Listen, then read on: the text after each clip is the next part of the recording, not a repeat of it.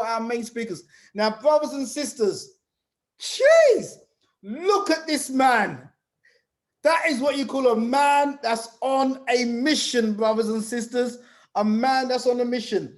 This is our first keynote speaker today, brothers and sisters.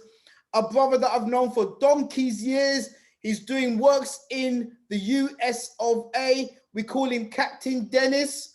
You know, he's got over 35 years of work, specialism in working with the police forces and how they are to conduct themselves in policing the community. He's done the work with top rappers and film stars. You see him there with Ice Cube and what. In fact, let me make sure that you understand the kind of brother that we have. Is Brother Dennis with us? Is Brother Dennis with us? Captain Dennis, are you with us, my king? I'm hoping he's there. Brother Captain Dennis, are you with us before we move on?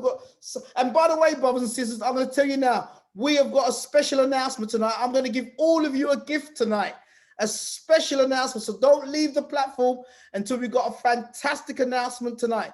Brother Simon Mohammed, are you with us, King? Brother Simon Mohammed. Oh, there is Captain Dennis. I just wanted to make sure my brother was here.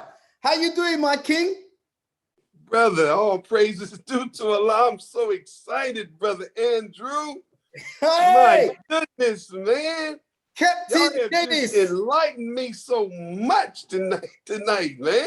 Captain, brothers and sisters, Captain Dennis is with us. Just before we kick things off, this is Captain Dennis, brothers and sisters, a man that has over 35 years work of experience.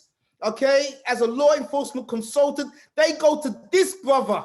Yeah, this is the specialist. We got him from America. He's on the Hidden Truth Show of public safety, executive protection. His career services include training over 15 police departments in cultural diversity and emotional survival training, 25 schools under his belt, under the Safe School Healthy Initiative, with over 2,000 students. He's also the founder of the At One Inota initiative. Captain Dennis is responsible for bringing and bridging both law enforcement and community together, brothers and sisters. I want you to understand the kind of man we've got with us. Captain Dennis is here to reduce crime and gun violence in cities all over America, and also he's done work here in the UK. He's also the founder, which we're going to talk about in a second, of the Peacekeepers Global Initiative, which teaches citizens who communities are plagued, okay, by gun violence and crime patrol in their neighborhood. Captain Dennis, Captain Dennis, Captain Dennis. This is also, I mean, we can have the whole show just talking about his spec if you really want to know this man. Captain Dennis was hired by the rap Mongol and founder of Def Jam Records, Russell Simmons. This is the kind of man that he works with. He was Russell Simmons' chief security consultant for his 2004 Get Out to Vote Hip Hop Summit tour, which went over 28 cities, over 1 million new voters registered. This is the brother that we're dealing with here today. Captain Dennis, yeah, this is the brother. Brother Captain, how you doing, sir? Brother, I'm trying to figure out who you talking about. That was an impressive resume. I just like to meet that fella, man. Brother Andrew, how you doing, man? Long time no see, my dear brother. Seen you for years, brother, but I'm always watching your movements, King. I'm always watching your movements, brother. Man, let me say this to you, Brother Andrew. We are so proud of the great work you're doing. I'm hearing so much about your academy. I've been watching you as well. This program has been a program that has been celebrating Black excellence and not Black buffoonery. And I am so honored to be a part of such a wonderful platform, dear brother. Oh, my brother, man. Pure love to you, King. It's been donkey's years. And I know we got the Muslims on there that haven't seen you for years. They're tuned in. We got our Christian brothers and sisters. We got our Pan-Africanists. We got our socialists. We got our Hebrews on here tonight. So, brother Captain, please, just tell us a little bit about yourself and a little bit about your journey, King. Well, you know, dear brother, first and foremost, giving praise to Allah, who's the head of my life, for giving me another chance that I may be able to correct yesterday's mistake. I take that as my mantra because I don't take life for granted, dear brother. And if we got up this morning, it's because God blessed us to get up. And I think we should always give him the praise. And as our Christian family say, to God be the glory. One of the things I want to say, dear brother, is I have been blessed. I'm 67 years old. Never. I've been in the nation of Islam for 49 years. I've walked with the Honorable Minister Farrakhan for 44 years. And you know I got nothing but mad love for my brothers and sisters across the pond. I'm trying to get back over there because there's no place I've had so much love shown to me than when I came over to the UK. But wow. Dear brother, suffice it to say, I've been pretty much walking with the Honorable Minister Farrakhan, and I've been blessed that when we first started to rebuild the Nation of Islam in 1978, I've been with him.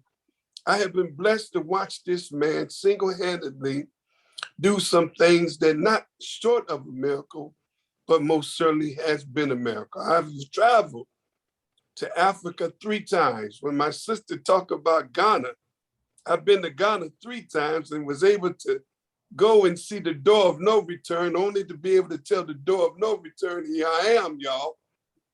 My sister was telling us about walking barefoot, so I'm gonna start tiptoeing through the tulips now, you know.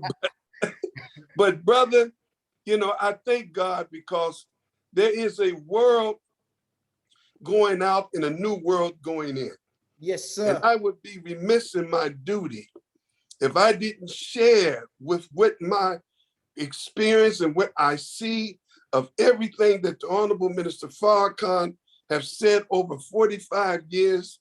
It's been, not only is it coming to pass, but it's showing us that he truly is a divine man of God. I have been blessed, Brother Andrew, to know that we're watching America, the baddest country that's supposed to be the apple of the eye of the world. She's in a spiral decline. And even though we're over here, we're looking at the end of white supremacy. We're looking at the end of white rule. And they angry, dear brother, because any time a people that has been in power for 6,000 years, and they have always had what you call white privilege, and no longer do they have that white privilege, they're upset. And so as we're walking around celebrating Black excellence, remember we are angering those who was the former rulers of a declining affairs. But I can say what you're doing with the hidden truth, you're exposing the truth. And the Honorable Minister Farrakhan, when he brought the rappers, when we had our first rap summit, when it was the West Coast beef with the East Coast beef, he brought them all to the table, and I was there at the palace. Ice Cube, Common, Snoop was there, P. Diddy was there, and Fat Joe was there, and many other the rappers. And one of the things that the minister said, Brother Andrew, at that table about 20, 30 years ago, he said, brother, you have to watch for the hidden hand. Yes, sir. Every time you see Black men after each other and we're tearing down each other, there's a hidden hand there. And so there's an increase, Brother Andrew, in America that I've never witnessed before in my life of Black on Black violence.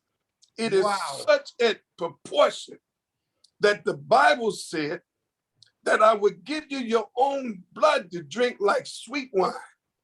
Blood would flow as high as the horse's bridle. Well, I never understood that. But for people, dear brother, Yes, of sir. people who had rejected a message and had not heeded the call of a man who had warned us of this day and time. The minister said, "You take me like a good song. As long as Farrakhan's speaking, he teaching, go ahead, Farrakhan, Farrakhan, Farrakhan." And soon as the minister gets through from speaking, we go back to our crazy behavioral ways. Teach. Now God said Teach. judgment would first take place in the house. Teach. So the first of to be judged is us, brother. Teach. Those of us that have had access to the divine man of God. How did we handle his man? What have we done to bring into fruition everything that he said? And 10-10-15, Brother Andrew, you remember, yes. He said, "I'm calling for 10,000 fearless men." Come on. But we didn't understand what he said 10-10-15 over 8 years ago. What are you saying, Farrakhan? The press said Farrakhan is calling for 10,000 men to come rise up against white people. No, he said, "I want 10,000 fearless men that would stand between our crazy brothers and the guns and bring our young people to the table of conflict resolution." Teach, Brother. I heard my sister talk about the young people. Let me say this to my beautiful, your daughter and that sister. Yes, we're not going nowhere without our young people. But let me say this about young people. Our young people don't care what you know. They just want to know that you care. Woo! They don't care all what you're doing. Don't talk to me about God. Be God to me. Woo! Too many of us want to talk to them about God. See, be God to me. If you see me hungry, God would feed me. Then feed me then. If you see me naked, God would clothe me. Then clothe me then. Don't talk God, be God. And this is the attitude of our young people. In America, Brother Andrew, we don't have Black leaders no more. We got what you call crisis managers. They're not Black leaders. They're crisis managers. Only time you see them is to manage a crisis in the Black community. Teach us, Black man. Our women are not safe no more. Our children are not safe no more. Our elderly are not safe no more. And here we are talking about separation. Have we created, Brother Andrew, a third separate territory or state that we, the Muslims, could call our own?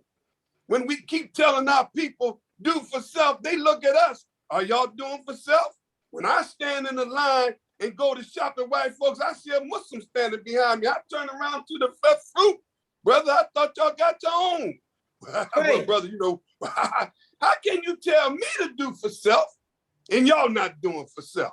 Wow. So we have to stop telling our people what we're not practicing our damn self, brother. Teach, we my have king. to separate. But the separation has to go into 3 stages, Brother Andrew. First separation is we have to separate from the mind and the lifestyle of white people. The second separation is separation from the environment that reinforces thinking. And the third separation is that we must get some land, state, or territory of our own. But look at here, brother. We always want to talk about the land. We always want to talk about the state. But what about that word territory? Come on, King. What about that word territory? See, territory, brother, could be one block. Territory could be a corner. Territory could be a neighborhood, a side of town. We need a piece of land that we can call on, yes. But we want a territory where the people say when they act the fool, hey, man, don't go over there. That's the Muslims' territory. Man, you better not bring them drugs over there. Shoot, man, don't you mess with the Muslims. Over there is the Crips territory. Over there is the blood territory. So we have to be able to establish in our own communities, Brother Andrew. Yes, sir. Something that would make our people be able to see what heaven looked like so we can invite them out of hell. How you going to invite our people out of hell when you ain't showed them what heaven looked like? We have to do that, brother. This is the only way you're going to attract our young people out of that way of life. You have to be able to give them something to look towards. And that's our duty. And that's the challenge of the Peacekeepers, my organization. We have 32 chapters. I don't have the majority of the people that are peacekeepers, they're Christians. Majority of those are peacekeepers, they're not members of the Nation of Islam. I have white peacekeepers, I have Jewish peacekeepers, I have gay peacekeepers, I have straight peacekeepers, I have Christian peacekeepers. They ain't got nothing to do with your religious persuasion, your sexual persuasion, your political persuasion, your social persuasion. You want peace. The Honorable Elijah Muhammad said everything in God's creation seeks peace.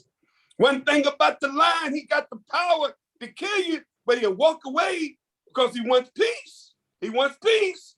Everything the rattlesnake can bite you, but he'll rattle and let you know, going about your business now. Going about your business. I want peace. So everything in God's creation wants peace. And we have a responsibility, and that's what I say, Brother Andrew, the most beautiful thing that I realized. Religion is controversial. Politics is controversial. Sports is controversial. Social status is controversial.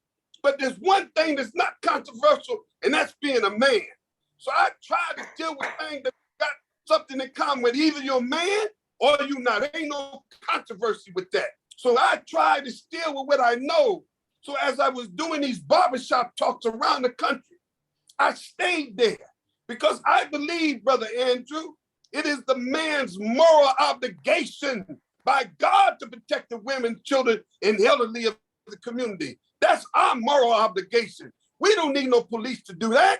Matter of fact, police cannot solve the problems of crime and violence in our community. And you know why? Because our problems are social. They don't give out jobs. They don't deal with teenage pregnancy. They don't deal with job training and education. That ain't the police job. They're not social workers. That's our job, is to solve our social ills. And once we solve our social problems, we don't need the police no more. And so today, the young people don't respect the police in the United States. The police have done more to kill young people. So our young people, anybody associated with the police, they're not feeling them, brother. They're not feeling them. So what we're doing, Brother Andrew, we're training Black men in every part of America. We're giving them the training that we call the FOI training. But don't say nothing, Andrew. They don't know it's the FOI training. We sneak it in on them. They just wake up one morning and they got a bow tie on. They don't understand why they like being fly. Don't say that. We can't give them that remedy. But once we give them that training, Brother Andrew, and you know we are product of that training. That training is the only training that reform our people. So we can talk about police reform, but to hell with the police reform. What about Black people reform? Yes. We can't reform the devil. The lesson says, can the devil be reformed? No, sir. But we and you, we are a product of reform. So why not take the teachings and reform our people from behavior? And I'm gonna say this lastly, we must give our people an alternative and an ultimatum. The Honorable Elijah Muhammad said the devil's names will not be accepted in the hereafter. And if we create an environment that's an environment of peace, Islam, you could be a Christian and be a part of this environment, but you can't bring the devil's names. Why? Because he can come and claim you. He can knock on our door and we can have a gated community. And he said, how you doing, Brother Muhammad? Well, you know, we got George Wills over there, you know, with Mr. Muhammad sitting now, you know, he belongs to me. Now, come on now, fair. You got to get him up now. You got to get him up. That's what Mr. Muhammad said. And we got to go get George Wills and say, well, you know, the truce is a truce. We told you got to give up his name because you're part of his product. See, you got to get back to your original names. The very fact that you have his name bear witness, you still his product. So Black folks are now taking on some beautiful names. And if you don't need nobody to give you one, just give him back his name and pick yourself a name. Shaka Zulu, Idi Amin, Gaddafi. I don't give a doggone what it is.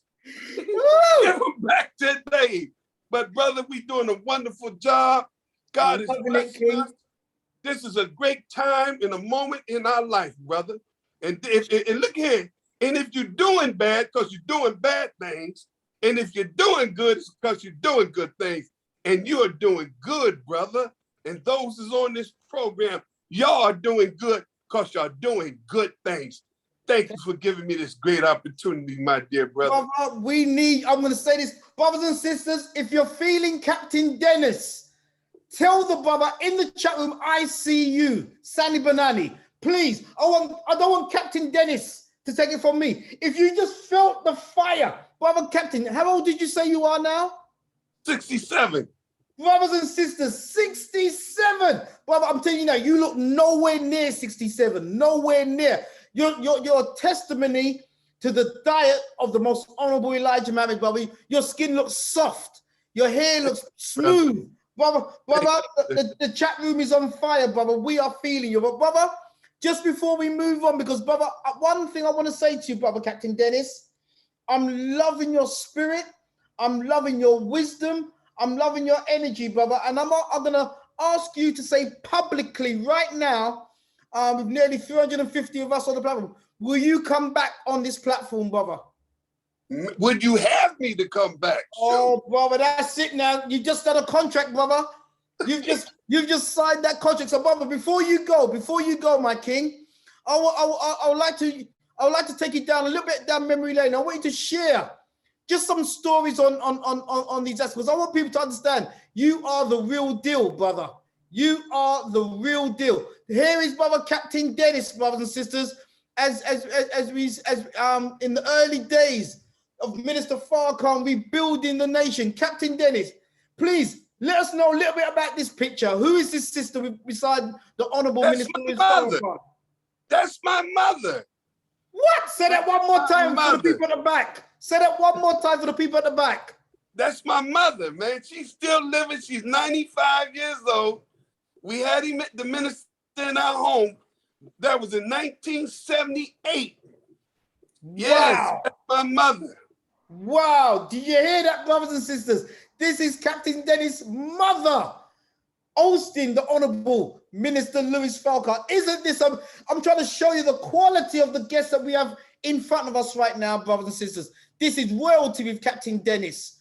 Captain Dennis, let us know what is it about this picture? What tell us about this picture. Oh, brother, we had just purchased the minister a bulletproof limo. What? The fruit bought that limo for the minister. This is first limo. And we raised the money with all the Fruit of Islam around the country.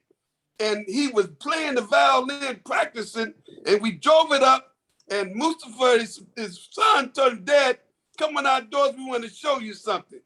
And that's what you're looking at, man. The minister's looking at a brand new limo we have bought him by the Fruit of Islam.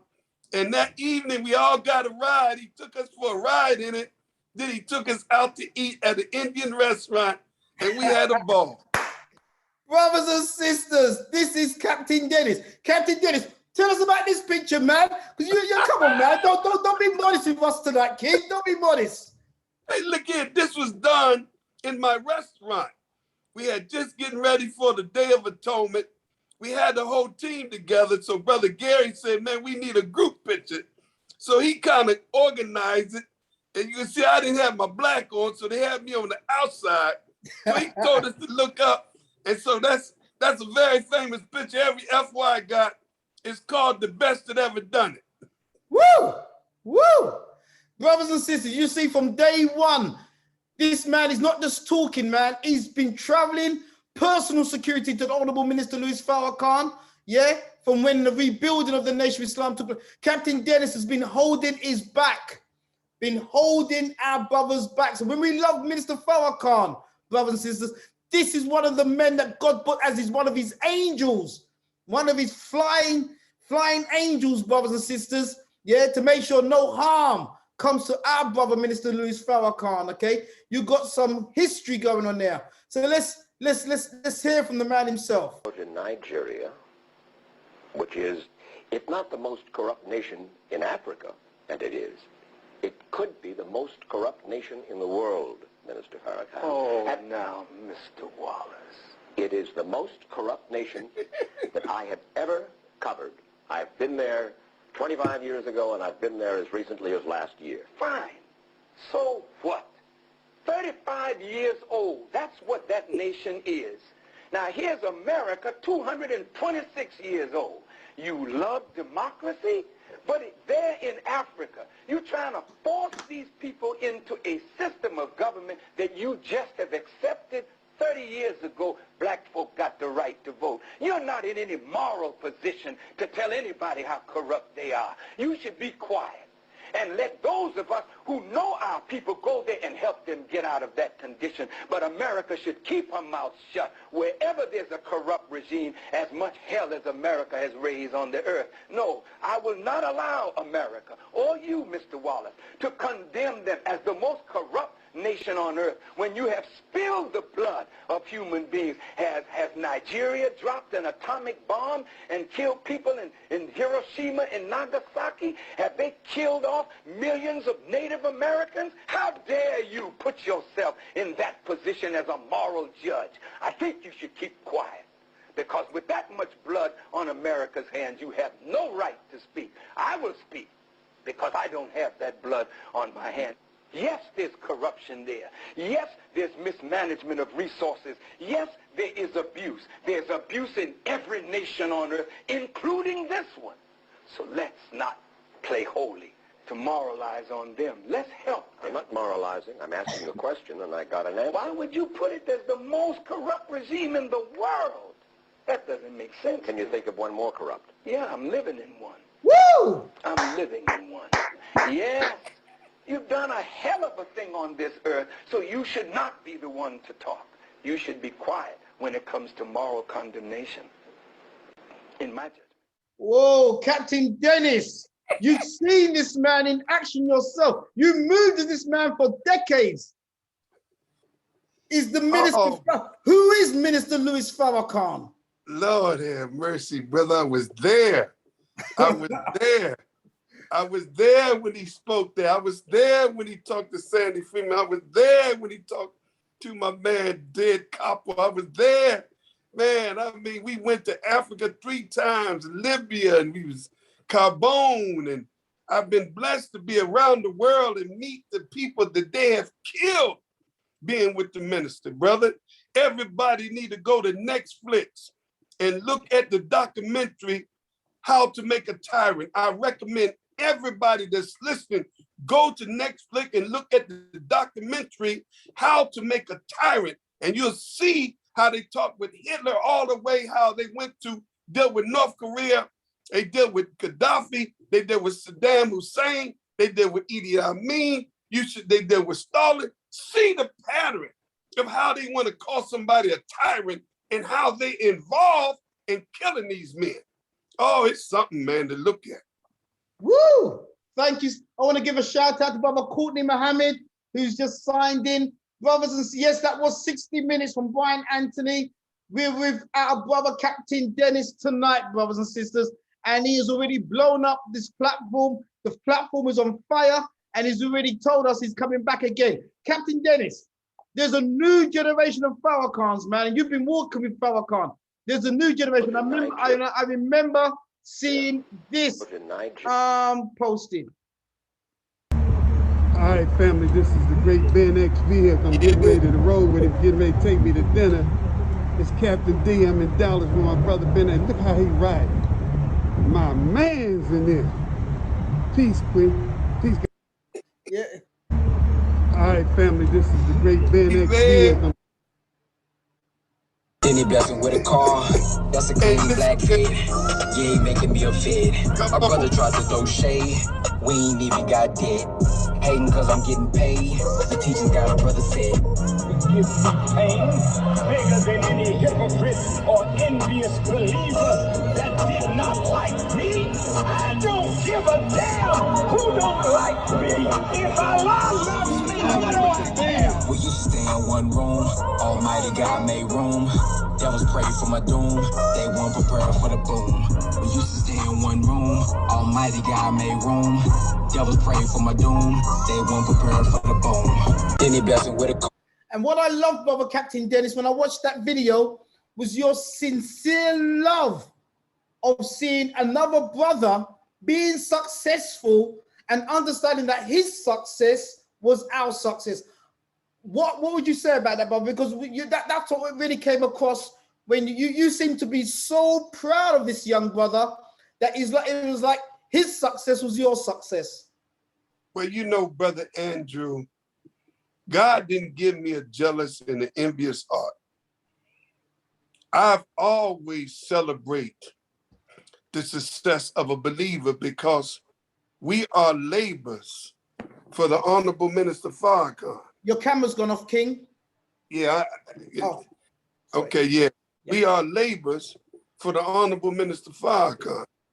And anytime you see success, is that brother Ben, he is the baddest young man and have the greatest influence on youth with millions of people following him.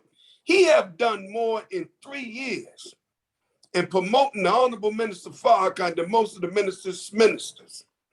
And he has now become a very wealthy brother, and he got 2 other brothers that are millionaires. We got Chris Cole, he's a millionaire in cryptocurrency, he was a partner, and Jake Taylor, who's a millionaire. And these 3, and 19 Keys. These brothers have allowed not their ego stand in the way. They see each other value, and they have joined forces. And guess what? They've asked me to relocate. They relocated me to Dallas, Texas.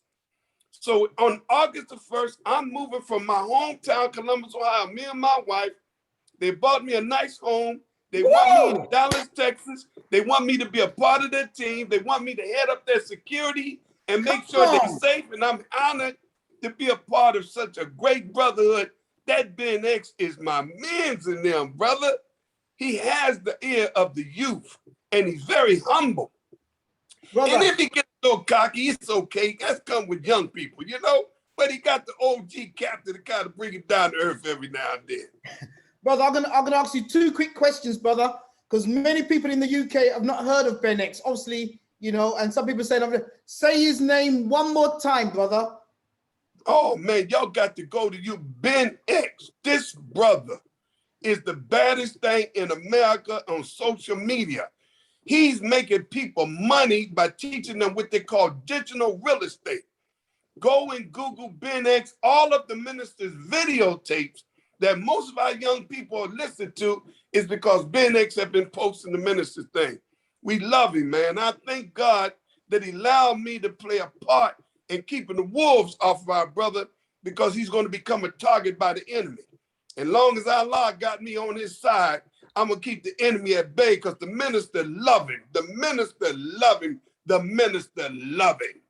All right, you heard it from Captain Dennis's mouth himself, brothers and sisters. And as we finish this part, Captain Dennis, in about 2 time is on us. Captain Dennis, you created a worldwide movement, the Peacekeepers Global Initiative. We've only got 2 minutes left, brother Captain Dennis, because remember, you're going to be coming back onto the program in 2 minutes. For those brothers who've never heard of the Peacekeepers, what's it about and who can join? Well, the Peacekeepers, the first thing is to go to our website. It's The Peacekeepers, one word, thepeacekeepers.org. Don't put www, put thepeacekeepers.org, and you could join. It's an initiative. We have 32 chapters, and all we ask the brothers to do is to go through 6 basic training, and the next time I come on, I would be glad to show you what those 6 basic training is. And also, Brother Andrew, I want to say this to your listening audience. I got Brother Simon to look into getting me some shirts. I would like to give 100 shirts free to your audience, whoever you choose. Captain Dennis, you don't have to do that, brother. We are bowing to you. Brother, it's going to say on the front, I'm present for peace. And this is one of the baddest shirts in America. And on the back, it got Peacekeepers. And this is my honor to you. So I'm told, brother, because I can't get them from U.S. there. So I'm having Brother Simon to make them up there in Trinidad. So you got them closer to get them. But I really wanted for your academy, for your youngins, man, because I love to see them in that orange, brother, representing, man, what you doing, the great work you doing, brother. But these are men and women. This is not limited just to men. We have women peacekeepers.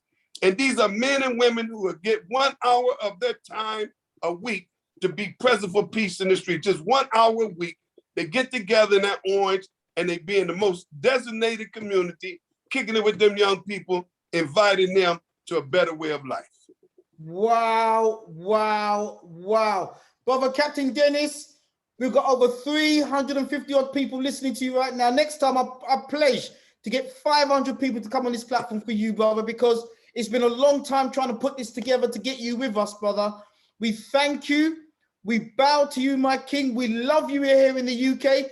We're not just in the UK here. We've got people from the motherland. In fact, brothers, before we move away from Captain Dennis, please let Captain Dennis know, what city are you watching from right now? Please put the cities down that you are watching and listening to our brother before Stephen Graham comes on. We got Luton. We got literally London. Yes, we know we got London. We got Leeds. We've got Nottingham. We got Kent. We got Essex. We got Hertfordshire. We got Wolverhampton. We've got Trinidad. Yes, we got Peckham. We got Folkestone. We got Pinner. We got Walthamstow. We got Hull. We got Leicester. We got Croydon. We got Manchester. We got the French Caribbean. Come on now. We got Africa. Yes, you let us know where in Africa you're from. We got Canada. We got the United States. Yes, we know this. But this is for Captain Dennis, because you know what? This is a brother that's been on the front line. And we want to make sure that worldwide we're listening to this brother. So, Brother Captain, we thank you so much. We pray that Allah blesses you and your beautiful wife and your family, brother, because we know for you to be the man that you are, your family has to pay a price too, because you can't be with them on a day-to-day basis. So, brother, we thank you. You are looking beautiful. You're looking shiny, and you're an advertisement for the teachings of the most honorable Minister Louis Farrakhan, brother. Can you do me a favor, Brother Andrew? Yes, Could sir. you please give my brother Leo my Muhammad. Hey, he is so well respected over here in the U.S. Ben asked about him. Yes. Ben have mad love for him, but you know, we ain't gonna talk about the politics, but give him my love, Brother Andrew. I'm just checking. Leo is many a time. Leo is on this platform. Leo Muhammad, if you're on the platform, just put a little shout out and I'll bring you on the platform. Okay, so Captain Dennis can see you. I know that his wife is on the platform. I'm not sure if Leo Muhammad is with us, man, because that is one man that I've walked with. I've got my ex with Leo Muhammad, and we've traveled all over the world together with Leo Muhammad. Brother Captain, we thank you. We've got to move on now. But Captain, we've got a little surprise. We've got a little announcement. I'm glad that you're with us, Brother Captain. We have got a fantastic announcement for all of you brothers and sisters that are on the platform of the Hidden Truth. We have a special announcement before we go into our main speaker, okay, brothers and sisters. We have got a special announcement. And remember, you are the first ones who are going to get this announcement, and we are so proud. So we've just had Brother Captain Dennis tell us these great works, the Peacekeepers Global Initiative. But brothers and sisters, Captain Dennis mentioned, he mentioned one of my main works, okay, brothers and sisters. And what is that? Remember this, we say this every single week. You must unlearn what you have learned. And that was my biggest battle coming into the teachings, is that I crammed in my mind and my head what was being taught for the last 500 years. But coming under this teaching, I had to learn very quickly, you must unlearn what you have learned. And a part of us in our works in doing this, brothers and sisters, is that we've created the West Side Young Leaders Academy, the West Side Young Leaders Academy. And it's on time because, brothers and sisters, our youth, Captain Dennis covered this beautifully when he spoke. Our youth is waking up to who they are. And once our youth know who they are, they make history. Zaila Avant-Garde, if you spell this next word correctly, we will declare you the 2021 Scripps National Spelling Bee champion.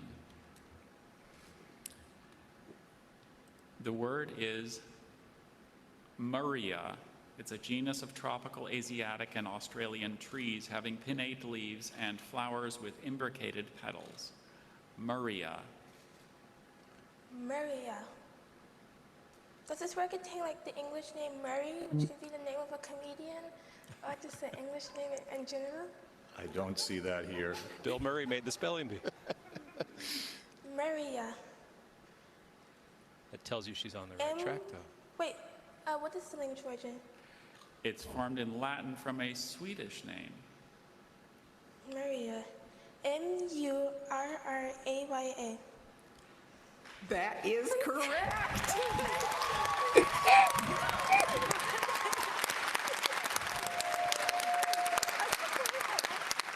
As we see there, one of our sisters in America, making history while winning the national beat. It's a new day for our children, but we're making history here now in the UK. This is the live breaking news. This is the first, all of you on this platform right now, you are the first ones to get this news. And you know, you'll be supporting Brother Andrew Mohammed and the Hidden Truth team under the Westside Young Leaders Academy. And I've got some great news for you today, brothers and sisters. Check this out.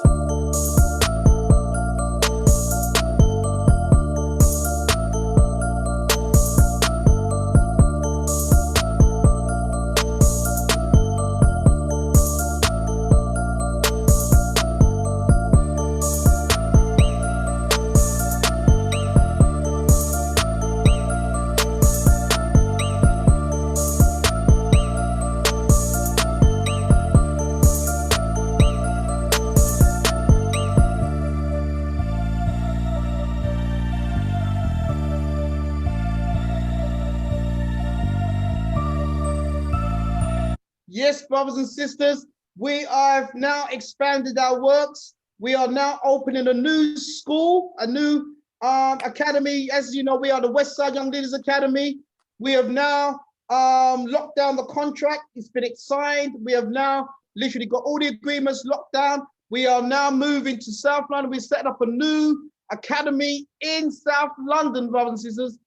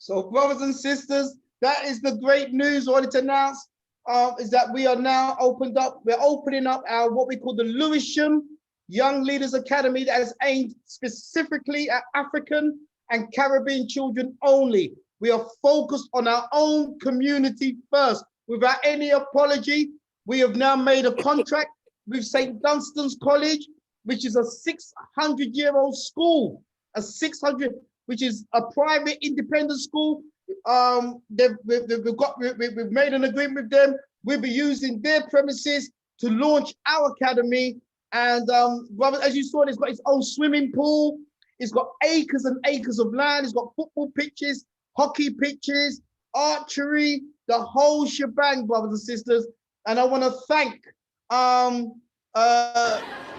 the young people have come. I especially want to thank the Lewisham Education Group, which is a power group of the Black community in Lewisham that demanded, they created a movement in South London demanding that Brother Andrew Mohammed and my team, the Westside Young Leaders Academy with Sister Kirsty, Brother David, Brother Mark, they pushed and they pushed and they pushed, and what they done, they showed what we can do as a community.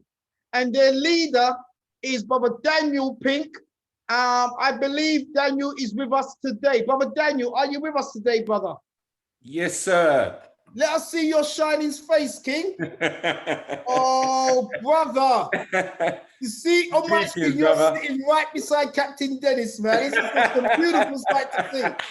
Brother Daniel, please, brothers and sisters, please make some noise in the chat room for Brother Daniel, because it was his hard work with his team, the Lewis Education Group, that literally raised up the ante to make sure that Lewisham Council and the various people that are invested in this took notice, and then we started to move on. I wanted to speak about this over a year ago, but I could not announce it until contracts were signed. Contracts in that side. Brother Daniel, please let us know why this is so important today. Beloved brother, greetings to all who are here. Greetings, Captain Dennis. I wish you well, brother. Salam alaikum to everybody.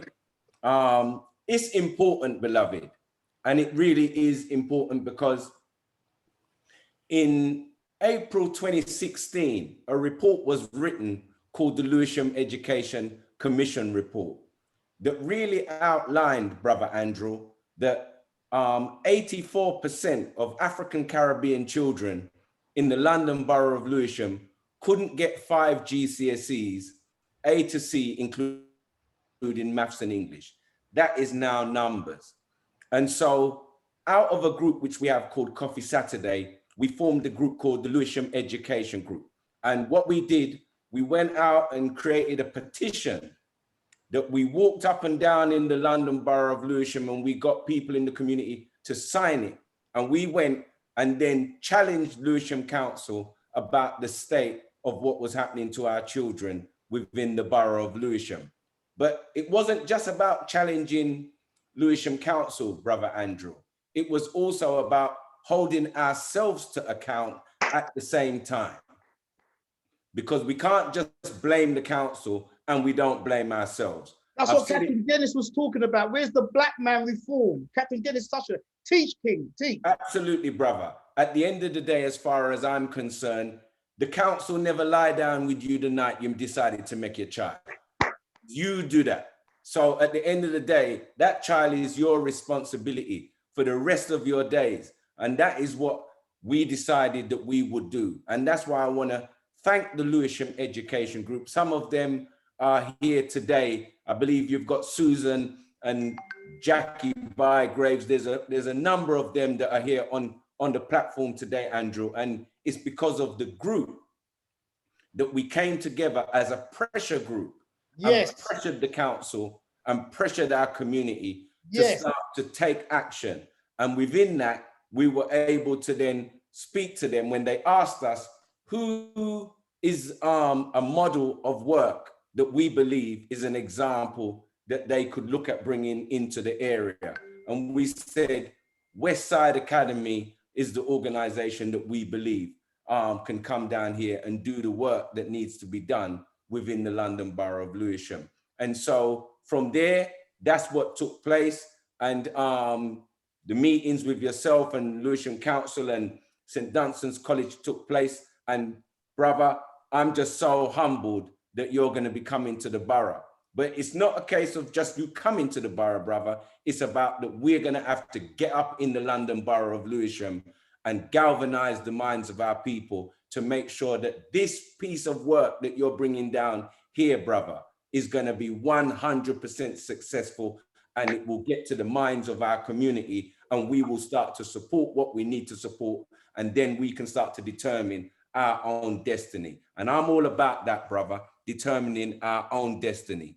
We have no need to be at the bottom anymore, because as far as I'm concerned, it's our time, brother Andrew. That's And what we've done here in Lewisham, we can do it in all the different boroughs around London, brother, without a doubt. And we need to stop being afraid of white people, brother. We do not need their approval to be ourselves. We don't need it. And the more we start to work with each other, support each other, look out for each other, then in our collective efforts, brother, our future is bright, 100%. So I'm looking forward to September. Come on, brother, let's go get busy and turn this place upside down. I'm ready, brother. We love you, King, and we will be, when man like Captain Dennis is applauding you, brother, you know you've done your work today, brother. Brother Daniel, we love you so much. We are going to be dedicating a whole show to our youth and education and the Young Leaders Academy, so we will be bringing you back on the show. Yes, but sir. I could not announce it, brother, without you being beside me in unity, because, brother, you know, one thing the Honorable Minister Louis Farrakhan teaches us is not to take the shine off someone else when they deserve it, not you. You know what I mean? And I know, brother, this was your conception from day one. You know what I'm saying, brother? I'll give you the royal youth, because I know there are people with you. But you know, you came down to Westside Young Leaders Academy with a team, and since then we've worked together, and it's taken us a few years to get to this point. But I'm saying to you, brothers and sisters, the movement started. We will be giving you details. We're creating a new website and a whole range of things. So stay in touch with us on this show. And I'm telling you, man, we ain't playing. For those of you that are part of this Hidden Truth platform, you know we've made history so many times on this platform. And I'm letting you know, this ain't just a talking shop of rhetoric so that we can then feel good. No, no, no. There's homework to be done. And you're seeing by your support that we are making real changes, not just on a Zoom contact, but in the real world for our children. So brothers and sisters, you know, the West Side Young Leaders Academy. Yes, sir. Brother Andrew, right quick, I want to know, I would love if I don't know if y'all, if the UK still closed, but I would love for me and Ben to come to the UK, to your academy when it's open. Absolutely. Or at the opening of this. Absolutely. You give us an invite, we would be there, brother. We would be there.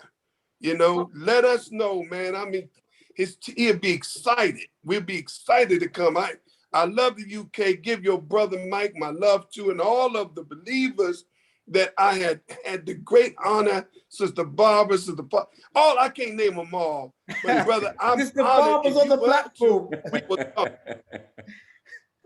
Brother Captain Dennis, it's going to get hotter, brother. Please stay with us, brother. But yes, we will get that invitation out to you and Brother Ben. But I also, Brother Captain Dennis and Brother Daniel, I'd be remiss. And as I said, I love the Honourable Minister Louis Farrakhan. I can't, you know, Brother Captain, I don't know if you know, but last week I lost my dear father. And we're very, very close, me and my father. And it was the teachings of Minister Farrakhan. Minister Farrakhan done a video, a speech one day, many, many years ago, Captain Dennis, and it was called The Meaning of Life and Death. And people couldn't understand why I wasn't so destroyed last week. And I kept saying to every single person I met, I said, the Honorable Minister Louis Farrakhan made me understand, and that's the key word, understand the meaning of life and death. So even though it was my dear beloved father that me and him loved each other, we moved with each other. I just left there a year ago, and you know, we phone each other, we tell each other that we love each other. But when he passed away last week, brother, it was the teachings of Minister Farrakhan that gave me the wisdom and the understanding not to break down and to understand the bigger picture, brother. Wow, wow. So this is very serious. So the Honorable Minister Louis Farrakhan teaches us, brothers and sisters, that we must give glory to those who deserve the glory. Because I know, and and this is the man. The reason why I said all this, because this is the man, Brother Dennis, that gave us the concept of Young Leaders Academy. So Captain Dennis, we have an East Side Young Leaders Academy. We have a Southside Young Leaders Academy. Now we've got a Lewisham Young Leaders Academy. We've got the Westside Young Leaders Academy. We've got the Milton Keynes Academy. But this is the brother who about 20 years ago contacted me with the concept of the Young Leaders Academy. We flew out to America. We went to Milwaukee. We sat down and took the tenets of the Young Leaders Academy. But this is the brother that came and reshaped it here in the UK. Is Sister Carol and Brother Ray Lewis with us today? Is Sister, yes. Let us see us. Carol, what you saying? That's right. Let us see your both. Brother Ray Lewis and Sister Carol, they are the leaders of the East Side, and we call them the grandparents. They're still young, but they are the grandparents. So all what we see taking place is down, and I've got to include Sister Anne as well, beloved, because that's the trio in my eyes that we love. Brother Ray, please bless us. Well, thank you so much. It's lovely to hear you and to meet the brother from Lewisham and the honourable captain. Looking very much like Stevie Wonder's dad. He's such a magnificent sight to for those of us on this side of the water. We'd be delighted to host you. Of course, the focus is rightly on the work in Lewisham, and we love the healthy competition between Westside Young Leaders Academy and East Side, and we welcome visits from the West Side. We usually have to put our valuables under lock and key when they come down to us, but they are learning fast. I was at West Side quite recently and heard a little whisper about the Lewisham thing. And Andrew is a man who spends his time on the run from the Child Support Agency and the Young Leaders Movement. And, he's joking, brothers and sisters. Don't take him literally.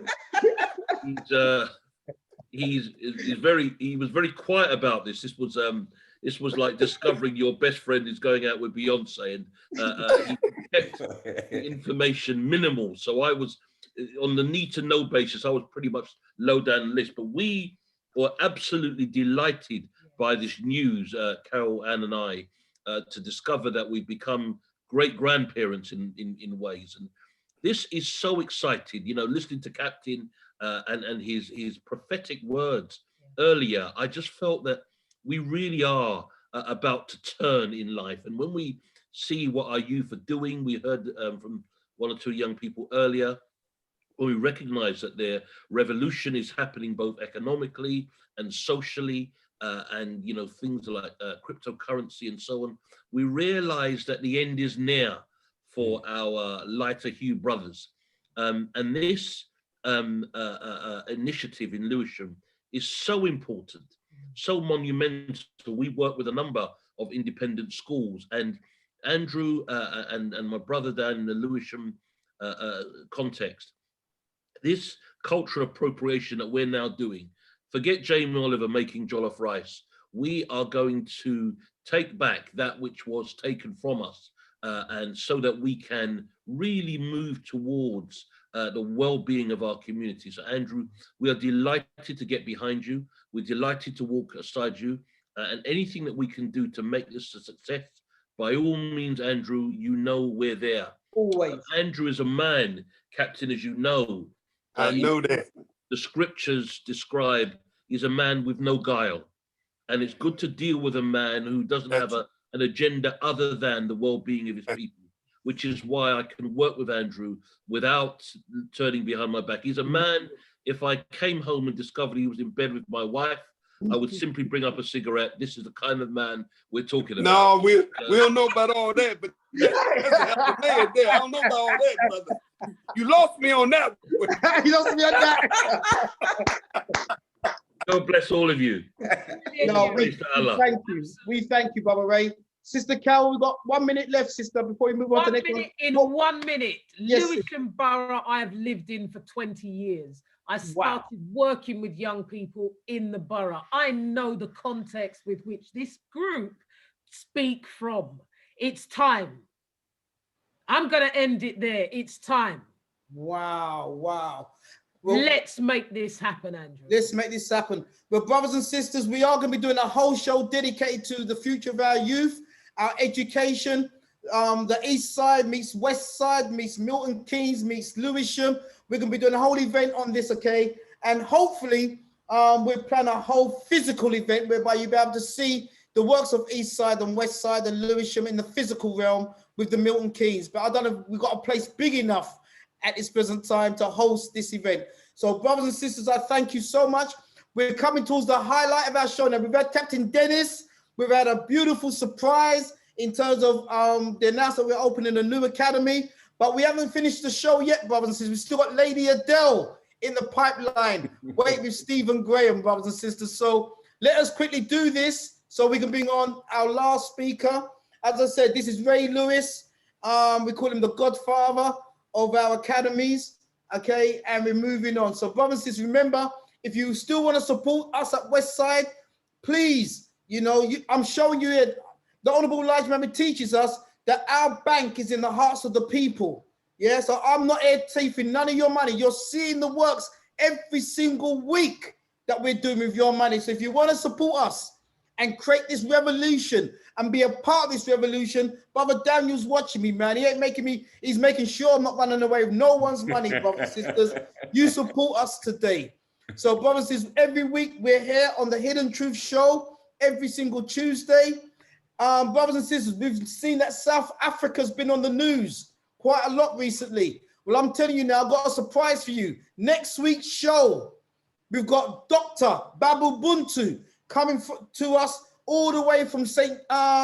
Johannesburg, from South Africa. This brother tore the show down about a month and a half ago. He's coming back to us, brothers and sisters. Why have I gone to South Africa? Because it's hitting the news right now, brothers and sisters, and we need to find out the truth for ourselves. This is what's happening in South Africa right now. Across South Africa's two most populous provinces, it was mob rule for more than a week.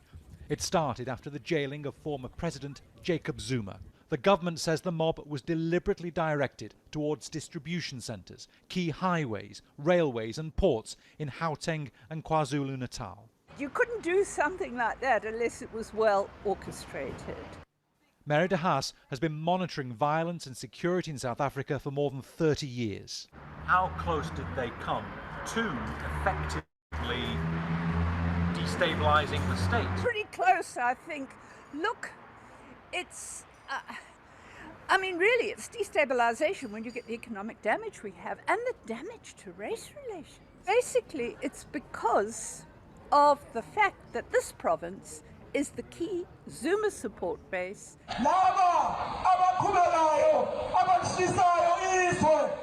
Zuma's close family and friends deny inciting the looting. Across social media, there are examples of people using the imprisonment of the former president to justify the violence. A slow police response led to vigilante groups taking the law into their own hands. Here, men from an Indian-majority township in Durban are shooting at black men who've entered from a neighbouring township. More than 200 people were killed, 20 of them in this area, including 29-year-old Percy Chitawa. His nephew says his uncle was in a car when he was shot. There were cars that just came, then blocked the road, then they started shooting. Then the driver and my uncle, they were the one who got shot, but the driver did not die. The driver is in the hospital right now. Look at this place. It's burning to the ground. The economy, already battered by the pandemic, will contract 3%, according to one US investment bank. President Cyril Ramaphosa admitted that the government had been caught off guard and was slow to respond to the violence. Could this happen again? I think it could. If the state doesn't get its intelligence act together, if it doesn't... I mean, what's disappointed me is that some of the key instigators have not been touched. We know who they are. We're going to have to watch carefully what the strategy is. There's a lot of threats that they're going to continue unless Zuma is released. The government has a list of 12 people it suspects of instigating the violence. Only half a dozen have been arrested so far. How close any of the people on the wanted list are to Jacob Zuma is unknown. But how and if they are arrested could be another test of authority for the government of Cyril Ramaphosa. Bernard Smith, Al Jazeera, Durban. Now, brothers and sisters, Sister Victoria Hayford says, this doesn't sound right. what's going down in South Africa. There's something missing. They're not telling us something, brothers and sisters. Hence why I've got our brother from South Africa next week on the platform. And the theme is going to be African identity, politics, self-hatred, and disunity. He is on the ground. He's a phenomenal teacher. He's a phenomenal researcher, and he's world-renowned. Dr. Baba Buntu, okay? So next week, brothers, if you really want to know the truth about what's happening in South Africa today and be taught about African identity, politics, self-hatred, and disunity, this is the brother that's going to be the keynote speaker next week, my brothers and sisters. So please keep supporting us. And remember, the Hidden Truth Show is free. It's a free show. So we ask you to help us keep this show free, brothers and sisters. So, you know, we do a lot of work behind the scenes. So if you'd like to donate anything towards the show, brothers and sisters, go onto our Investigator website, hit the donate button, and you can donate whatever you want to donate, okay, brothers and sisters? It's down to you, okay? So, brothers and sisters, we're coming towards Lady Adele and our brother Stephen Graham. We've got a phenomenal section of our show coming up right now. But you know what, brothers and sisters? If we're not supporting Black businesses, it means nothing. So, brothers and sisters, please support Black businesses as we go into the last part of our show.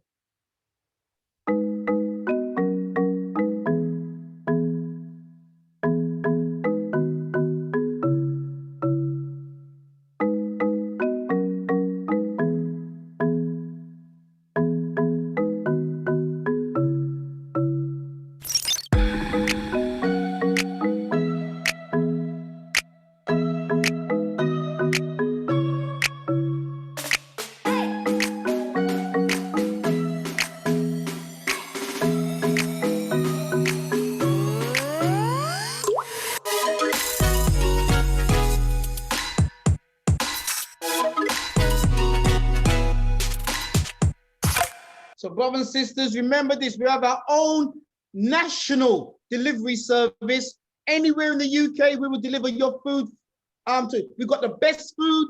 Please keep the money in the Black community, brothers and sisters. Yeah, it's all about us. Oops, sorry about that. So support it. Don't be going to the shops with your other money. Mama Brown, she make the world go round. Sit down.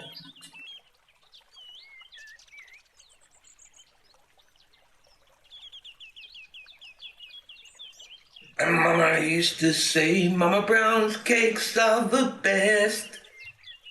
Mama Brown's Jamaican rum cake, the coconut one's my favorite. Beetroot and orange done every day. Check out Marshall and Brown, man. Good things.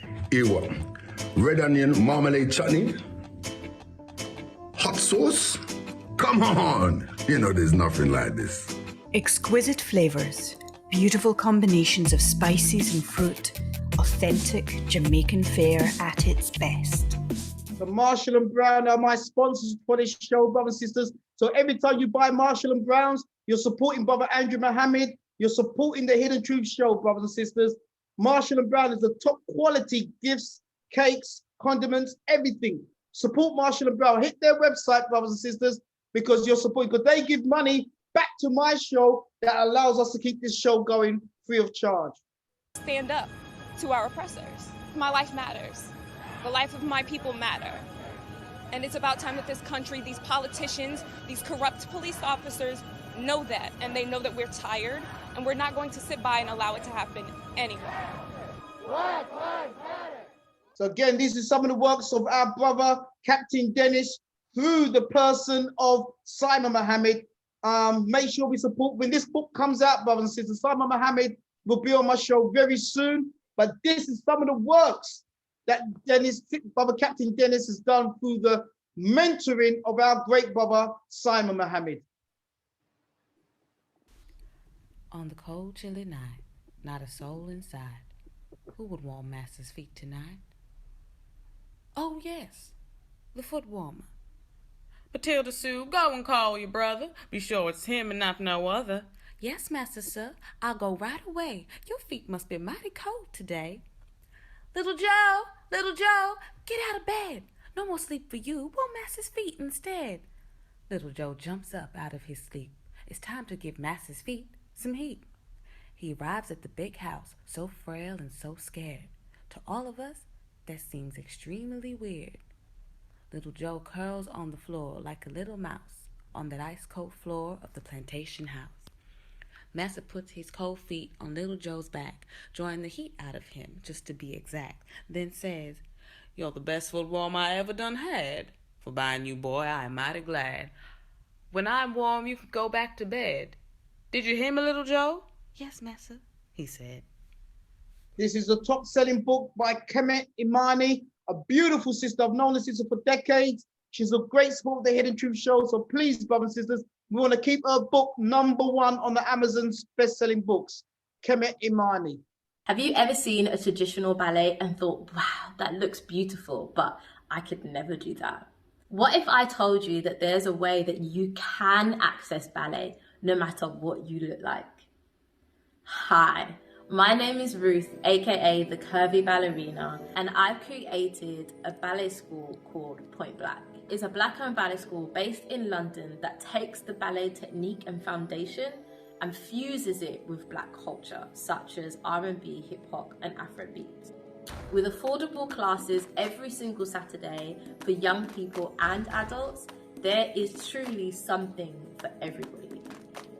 After years of experiencing microaggressions and a lot of barriers in the ballet industry, I've now created a space that everybody is able to be themselves, to express, to empower, and to educate. So why not try one of our classes? And I guarantee you that you will have fun, as well as being able to fulfill your dreams of learning ballet. You deserve to take a point in the right direction.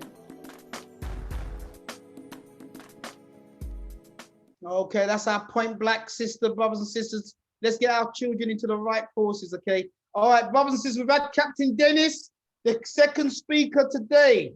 And this is, I can't wait for, is Brother Stephen Graham. This brother is phenomenal. He's an author, he's a researcher, he's a filmmaker. I can't go, he's a personal trainer, he's everything laid down, brothers and sisters. I've been waiting for weeks for this part of the show, and no other than our Lady Adele. Brother Captain Dennis, this sister is one of the top educators here in the UK. I can't wait for you to meet her, brother. She teaches like Tainetta Mohammed, absolutely phenomenal. And so today, without any further ado, we've got Lady Adele. How you doing, Lady Adele? Very well, Brother Andrew. Welcome, family. It's lovely to see everybody. It's been a long, long time. But what an exciting show. I'm up in Leeds at the moment, and I know you're still back down in London. And it's really good to see you, sister. We can't wait for your moment of insight again, beloved. We're waiting for that, so maybe you can update today. Brother Stephen, are you with us today, King? Brother Stephen Graham, you know I've been waiting for this day, brother. Jeez, you don't know. You hear me, brother? We want to see you, brother. I don't want to see no blank screen, man. Come on, man. Sure. Can you see me now? I can see you. This brother, one of the Hebrew Israelites. As I said, on this platform, we have the Muslims, we've got the Hebrews, we've got the Christians, we've got everyone rocking on this Hidden Truth platform. Brother, how are you doing? I'm good, brother. I'm good, man. I'm good, bro. All right, brother. I'm going to really leave it to yourself, Okay. But before I do that, brothers and sisters, I really thank you for your comments regarding the West Side Young Leaders Academy. I just need to clarify again, this is not Brother Andrew's work. I work with Sister Kirsty, Brother David, and Brother Mark as fellow directors. And so it's a team, but we could not do this without your public support. Lady Adele, Brother Stephen, I hand over to you now. One love. Thank you, Brother Andrew. Brother Stephen, it is wonderful to see you, and it's an honor to do this interview with you today. So family, Brother Stephen Graham has just released this book. I don't know if you can see it on the screen. It's called Incarceration JA, a reflective analysis of my life. And so, Brother Stephen, I'm gonna I've got a whole load of questions I've got for you, just on a little bit of the book I've read so far. And Brother Andrew, we are going to need to bring Brother Stephen back when our families had the opportunity to read the book from themselves and bring further questions. So Brother Stephen, are you ready for me to get going on this? Yeah. Fantastic. Sorry, Lady Adele, just 1 second, because I have to say this, because the brothers and sisters put it down. We have the Rasta community on here as well. Brothers and sisters right. tapping from, they say, Andrew, you're leaving out the Rastas. Forgive me, brothers and sisters, forgive me. Sorry, Lady Adele, all yours, all yours. So for those of you, family, who don't know Brother Stephen, I'll just do a very brief introduction, not saying everything, because as the journey goes on, Brother Stephen is going to come out with a lot of wisdom. I'm sure of that. So Brother Stephen is born in London. He has a degree in sports medicine. I'm going to struggle with this one now. He's a qualified musculoskeletal rehabilitator, a personal trainer, and a filmmaker. But what is incredible about it is that this is all born out of, and Brother Stephen, correct me if I'm wrong, out of a life that involved crime and involved violence and involved imprisonment in Jamaica in the early noughties.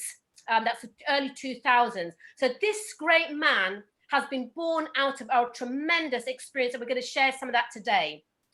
So Brother Stephen, through this book, and you've written 2 other books about it, you tell the story of your life behind bars. And what is wonderful about it, it does not glorify crime, it does not glorify the violence, but shows the trauma of people's experiences as it feeds back on themselves and on how it feels onto others over time. And it builds on the relationships and the unique relationships that can be created in the most trying of times. I see a clear relationship between your life and experience of a lot of our young boys today in society. And I will be honest with you, Brother Stephen, I have only read 130 of this 320-page book. Now, I was going to dip in and out of the book. When Brother Andrew gave it to me and said, "Adele, you can do the interview," I was going to dip in and out of the book. But as I started the journey, it was so compelling that I just couldn't do that because it would spoil the whole journey for me. But I've got to say that in just that little bit amount of time, there are some very clear themes. Self-reflection is a key theme. The similarities between life in prison and the schooling system is a key theme. The life within systems that people live in, whether it's the work system, whether it's some bad family systems, prison systems, the similarities there. The rise of religion in your life, that was an incredible story, as well as your view of family, and it's linked to the promise we make with the universe. So I'm hoping that I can get through all of those questions today. So, but first of all, Brother Stephen, can I ask you just to tell us briefly about how you ended up starting this incredible journey in a prison cell in Jamaica? Okay, that goes back how I started in the sentence I'm talking about now, or the first sentence? Because remember, I was the one that is written in the book at the start of this book. Okay, the start of this book. That's my prison sentence for when I got on for the murder, which brought to manslaughter. You want to know the journey, how it reached there? No, just yeah. You don't need to tell us the specifics, but what was it about you that got you from where you were as a young boy? And we are going to talk about your childhood with your stepfather later, to actually being the mind travel that went from here in England to getting yourself caught up in there. Just that mind travel. Okay. So you want to know mentally what I was, or you want to know what led me there? Yeah, what mentally changed in your mind that got you from one place of success? Because we're going to talk about your fashion, that part about your fashion opportunities and the work you did in South Africa. But why did it not end there? Okay, I get where you're coming from. You're talking about the part. So there's a part of my life when I came from Jamaica. I was 19 because I was left from England, went to Jamaica. England, went to Jamaica at 19. I came back to UK because I had problems in Jamaica. I came back to the UK, just to quickly briefly explain. I came back to UK and I got myself in a lot of trouble when I came back. Because my mum passed, my mum transitioned to the Roman ancestors. I didn't see her for 3 years. And then I went back then I was in England I got myself back into the streets. You know, bad habits don't go so easy. So I went back to the streets, and I was pretty angry as well. I was a very angry child as well. I was young. I had a lot of trauma. I had a lot of emotion. I was emotionally uncontrolled. I had lack of emotional control. I didn't really understand my emotions. I had to do my emotions, handle my emotions. But I was never taught that. I was never taught that. Yes, yeah. I mean, so I ended up getting back on the streets at 19 when I came back to the UK. Ran havoc over here, and then by the time I was 21, it's like something hit me to me, you know, loud the streets. I went and I started to look. I already knew about Rastafari religion, Rastafari way of life. I Rastafari way of life because I grew around a lot of Rastas as a youth. But I decided to, you know, grow my locks and everything, and the ties of power with Cape Town and like Jamaican artists. So I decided that, you know, I wanted to change my life and away from the streets. So I started to do my own Rasta design t-shirts because I was a street person. I was a go-getter. So I decided to, you know, be a go-getter in the right way. So I went out and I started making t-shirts, and then the t-shirts went from t-shirts to working body tops, like bomber jackets. And my clothing line was growing, and I was doing music at that same time as well. I was doing music, I was a musician. So I had tunes playing on Choice FM, and I was doing really well. And in the space of 2 years, I was doing really good, like in music. But then I went back to Jamaica. Something happened over here, and I had to leave this country because I got myself some problems. My name called upon something. You know, sometimes trouble don't leave you. But again, it's not just trouble don't leave you. My energy wasn't right. Even though I changed in my life, if you don't really understand about changing your energy, like the importance of changing your energy and raising your vibration, because I didn't understand that. Though I was interested, I was kind of like in the truth, but I was kind of dabbling in the road at the same time. We're going to talk about that shortly. Yes. I ended up getting myself in problems, so I left here. I went to Jamaica to do music as well, and plus I wanted to go sort about my son. I had a big son over. My first son was born in Jamaica. So when I went there, the problems I left in '94 kind of caught up on me, and then that's when I left in '94. I was 19, and then I ended up getting in some altercation with some people in St. Anne's. Left from Kingston, went to St. Anne's, got an altercation. I went to prison. And then I was charged for the murder with shot to manslaughter. So, Brother Stephen, thank you for sharing that with us, because that you don't dwell on the nitty-gritty bit of that book, and that's what I think is really very powerful within it, because it is about the journey and that mental journey. So I'm just going to ask you a couple of questions, because I'm an educator and I saw some similarities between the prisons and with schools. So you make this statement early in the book. You say, institution design kept people agitated, not rehabilitated. Now, often we don't think about the impact of a design of a building. And so I just want you to just explain that in a few words, because I wonder if this is also true with the relationship with the designs of schools for our young boys in particular today. So institution design kept people agitated, not rehabilitated. Because in many ways, like I said, two biggest thing is in society, we never learn to do with emotions, number one. There's nothing in society teaches you how to do with emotions. So on different levels, I'm going to explain to you. The way the system's set up, through the AK system, you're not learning to love self or know self. You know, and the value of life is the value of self, innit? Really, no matter what materials you have, it's about really understanding self, becoming the best of you, becoming the best person you can be. And there's nothing I learned in society taught me about me to learn about understand who I was. And so these things, naturally, your spirit agitated, because inside of you, we have to bear in mind as spiritual beings, and also our ancestry, we're connected to our ancestry for our DNA as well. And if you have an ancestral spirit within you, it can't fully rise until you allow yourself to look in yourself and to understand it. You get me? And connect to it. So you're that one on a spiritual level. You have to the agitation manifesting anyway. You get me? Because there's always a feeling that this doesn't feel complete, doesn't feel whole. You get me? And on a physical level, the systematical structure that's made up both in road and in prison, the way the system set, like even the way we have like the whole classroom set up, and then even to prison set up, it is very similar, because nothing again was ever taught to me that showed me about me. You get me? Nothing showed me about me. So I was never really comfortable with anything I was doing or anything I was involved with. Like prison was very confusing and very it was a cesspool of confusion. It's like it's in school, all they do is pushing information in your head. Every day just pushing information in your head. There's nothing bringing out the best of me. Yeah. You understand what I mean? Like even to now, I got a degree and I got a degree in my degree in medicine.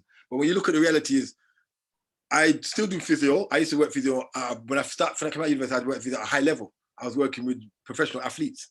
If you go on the website, you'll see I was working with top athletes.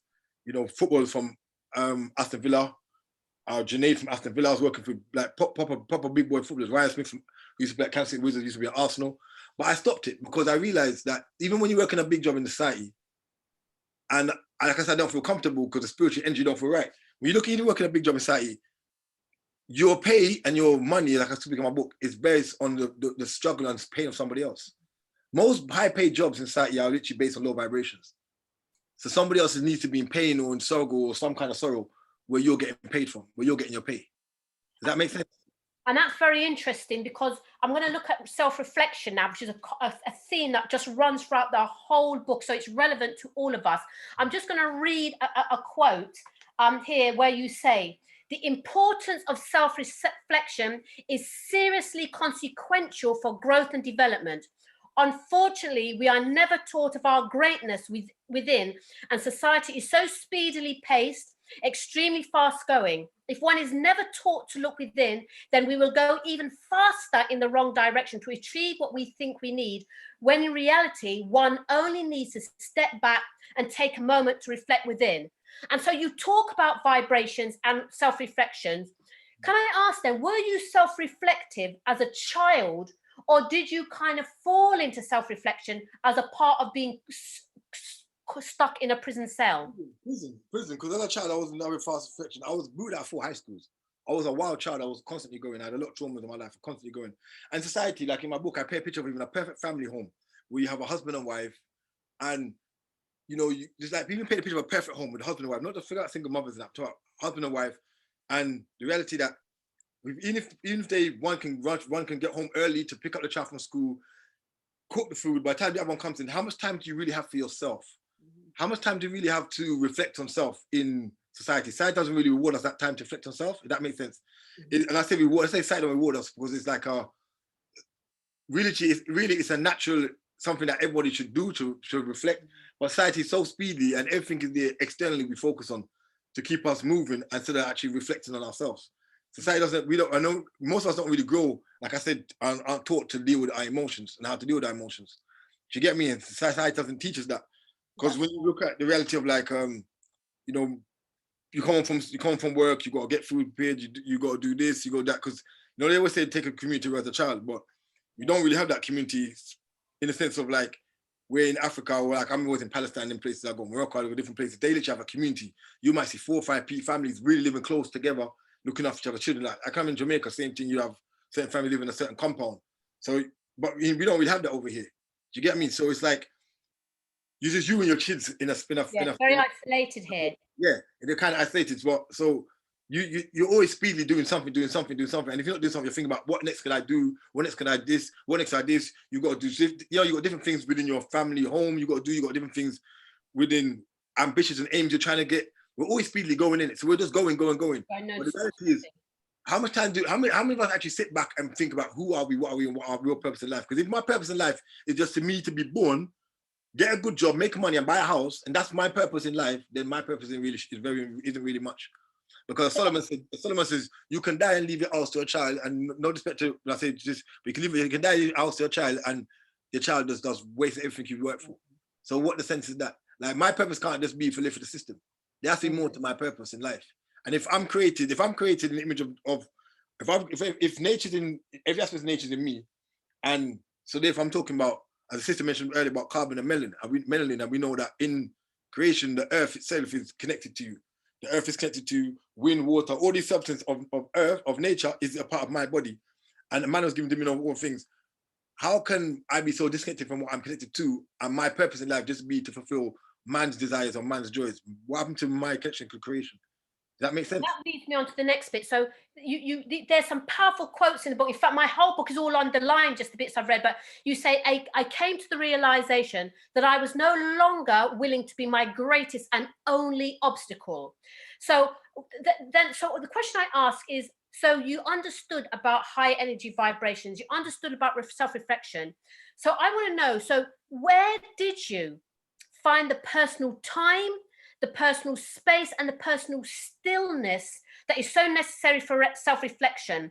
Because personal time, you say, was important for self-identity, and you needed to maintain your own space to allow and understand your own growth. So I wanted to know, how did you find this space, and how can our young people then, in all the madness, find that space and that stillness? How did you do it with all that going on around you? When I was in prison, I was fighting all the time. I got cut in my finger. I got cuts in my finger till I was fighting man with knife, and I got stabbed in my back, stabbing. I had a lot of physical altercations, back and forth, and things happen. But I took a moment out to say to myself, I'm gonna take a 5 minutes for me and chilling. Like I wanted to take a 5 minutes to chill and think about myself, what I'm doing. Like so in spite of all the stuff that was going around me, I learned to realize that in fact things are going on. I need to take a moment for myself in it, like a 10-minute. I mean, society doesn't, like I said, like, for instance, you can be at home and a person might put the TV on, innit? In that little half an hour time you got TV, instead of putting TV on, sit down with yourself. So how did you do that? How did you find that space? I did that when I was in prison. There's sometimes 3-5 people in the cell, depends on what cell. Yeah, there's 3 people on the floor, and me, I've been at amok. I used to go what they call sky high in the amok, and I would wait till sometime when people are sleeping, the whole cell's sleeping. I meditate at night time. And night time is a great time to meditate anyway, because there's a different energy that comes with the universe at night, you know. So I took a moment to say, let me reflect at night time. I gave myself times that I could meditate. I look for times within the day that I can meditate. Like, for instance, in society, if a man's working a job and you got an hour lunch break, instead of going your lunch break, go sit down with your friend and chat, you can take a 5-10 minutes for yourself. Do you get me? So 5 to 10 minutes is enough, you're saying? You don't need lots of time? Yeah, it's not even about this, it's enough, but it's a start. It's about making a start, and the more you make that start, the longer you give yourself in it as time go on. Because the more you learn to love your own company and learn to love yourself and start looking to yourself for answers instead of looking outside for your answers, then the more you're going to want to spend time with yourself, innit? You get me? So I do. So, Brother Stephen, I asked if there's a quote from your book that you could read that really would really empower our young people, our young boys in particular, about finding maybe this moment of reflection, having how to take hold of their life in all the chaos, so that, because that's how you started to find yourself again, and you prove that it can be done in noise and chaos. What would you say what would you read, and what page is it, so I can highlight it in my book too? You know what?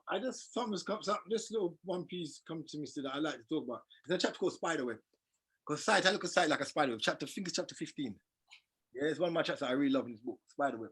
Because it was like untangling myself from the web and the mindset of what society is, you know, bestowed upon us. I've re-educated myself and creating my own web. That means I'm detangling myself from what the system's made and the illusion that the system made, you know. Because remember, we have to understand, even when I say Spiderweb, I'm not talking about just the www.world Wide Web. I'm talking about even just society, the whole setting of the web, even like the internet. Internet is as much as the internet is good, it's allowing us to do what we're doing here, talking. It's also had its flaws as well, because the amount of traumas that are thrown out to people. Because when you think about it, people every day, you're seeing murders, you're seeing this, you're seeing that on the internet, you're seeing this, you're seeing that. And this is what I would call, well, in society and in psychology, because I'm big on understanding psychology. Though I understand from my view, but I'm big on studying it as well, because they call it vicarious trauma, where it's not actually talking about someone else's trauma. You see, and think about it, if every day you're hearing, every day you're hearing knife crime, even though you's not into badness or not in the streets, he's gonna be scared now, I gotta carry a knife. Yeah. So I'm not saying it's bad to talk about it, but you have to understand, when you open the door, you have to shut the door too. If I'm opening the door and I'm not shutting it, it's like if you're talking about a situation with somebody, but you're not closing the person how to deal with the situation, then technically you're leaving them to go away and think about the problem that you just opened up and start talking to them about. Does that make sense? It does. So I learned to open my own doors and shut my doors. So I dealt with my own problems I was going through. I learned to shut them too as well. Do you get me? So this was my mindset, because we got to understand, even like, so for me, in this chapter there's a thing I got where I say it's on page 143. It says, the many factors attached to the spider web. I said, no longer did I want to, nor could I live with myself mirroring the image of destruction that was set for me and passed down through generations and through nations, tribes, and people. I needed change. It was there and then that I realized I must walk in a way that not only begins to untangle me from their web, but I must also learn to create my own web. Now, when I say that, is untangle myself from a systematical mindset and the things that they throw out for us to get involved in and do, and even the things that they throw at us, like I said, to the system, like, but I'll explain in a minute, like I'm talking, like, for instance, like the influence of, like I said, there's so much thing that through media we see and we hear and we think is normal, and they normalize so much things, which are all traumatic situations that we become sensitized to. But I wanted to say, I told myself that I'm going to create my own web, that now people will be entangled into my love, my strength, my joy, my happiness. You get me? I'm not going to be caught up in nobody's thing. So like the Bible says, a man without control of his own spirit is like a city without walls. Now, you know, if you have a city with got no walls, you know, it's easy penetrated. Any city without no walls, you can't conquer that. You get me? So I was like, no, my city have to have walls in it. So the man can't penetrate this. So I create my own web, and I say anything's coming to my web has to be about what I'm about: love, righteousness, wisdom, understanding. So that was for me. So I had to untangle myself from what the system put in clause for us, because there's many things that are there to like I said, to deceive us. The internet is a good thing, but it's also a very bad tool. And with this excessive amount of information out there, why do we have a system? What is all the information there for? Do you get me? Because in a world of goodness, so-called, there's also a world of confusion. A lot of confusion. And there's a lot of confusion out here that we can pick up on and take up from the system. You get me? In like the internet and this TV, and you know, even in our daily homes, things that we go through and we learn. Do you get what I'm saying? Habits and habitual things that happen, and we think it's cool, or we think it's okay, or it's passed down through generations. Because like I said, there's generational curse that need to be broken. Yes, I want to come to that very shortly, because I found that for me, that was one of the most powerful things you said. And just following on from what you're saying, you said you described your prison life as a time of simultaneously breaking down and rebuilding. Yeah. And that's quite, I was going to ask the question, but you kind of answered that. What was it you were breaking down, and what was it you were rebuilding? And rebuilding suggests you had it there and we're building it again rather than starting from scratch. So I found that quite a powerful thing, that you were carrying something of goodness that was within you and using it to rebuild, recreate. And look at this like this. I say, I got to write my book, I talk about, I say, no child is born ill-mannered, rude, or violent. That's just not natural. It doesn't make sense. But understand something now, on a spiritual level as a people, you're a woman. If you're carrying a child and I go to you, boo, you would automatically jump, and your baby would jump in your womb, right? Yeah. So if I'm a partner, if I'm your partner and I'm not treating you right, and I'm talking wrong to you, and I'm doing wrong to you, or you're doing wrong to me, you're stressing yourself out, and you've got a baby in your womb, the baby's gonna get that same stress. And whatever I'm saying to you, the baby's gonna, whether you understand, the baby is recording this information. If I'm asking you or arguing you, you're arguing me, the baby's recording it. So we're passing trauma to our kids without even knowing it. So yeah. But understand when I say no child born ill-mannered, rude, or no child born ill-mannered, rude, or violent is not natural. Yeah. Because in a natural state, like I said, God created man in his own image, in the beauty and grace, and without sin and them things. So technically, in a state where people are in a different mindset, yeah, in a more heavenly mindset, divine mindset, in a natural state, this is not normal for us. But we live in a society that actually make all what's not supposed to be normal.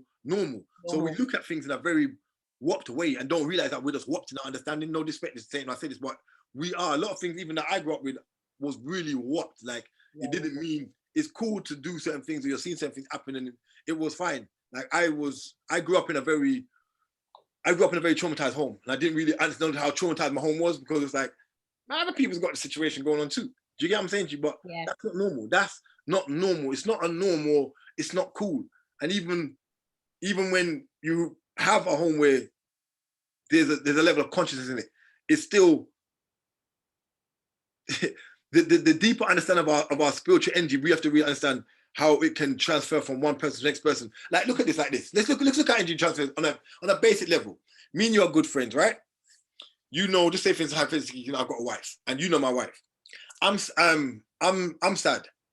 I tell my wife something happened to me.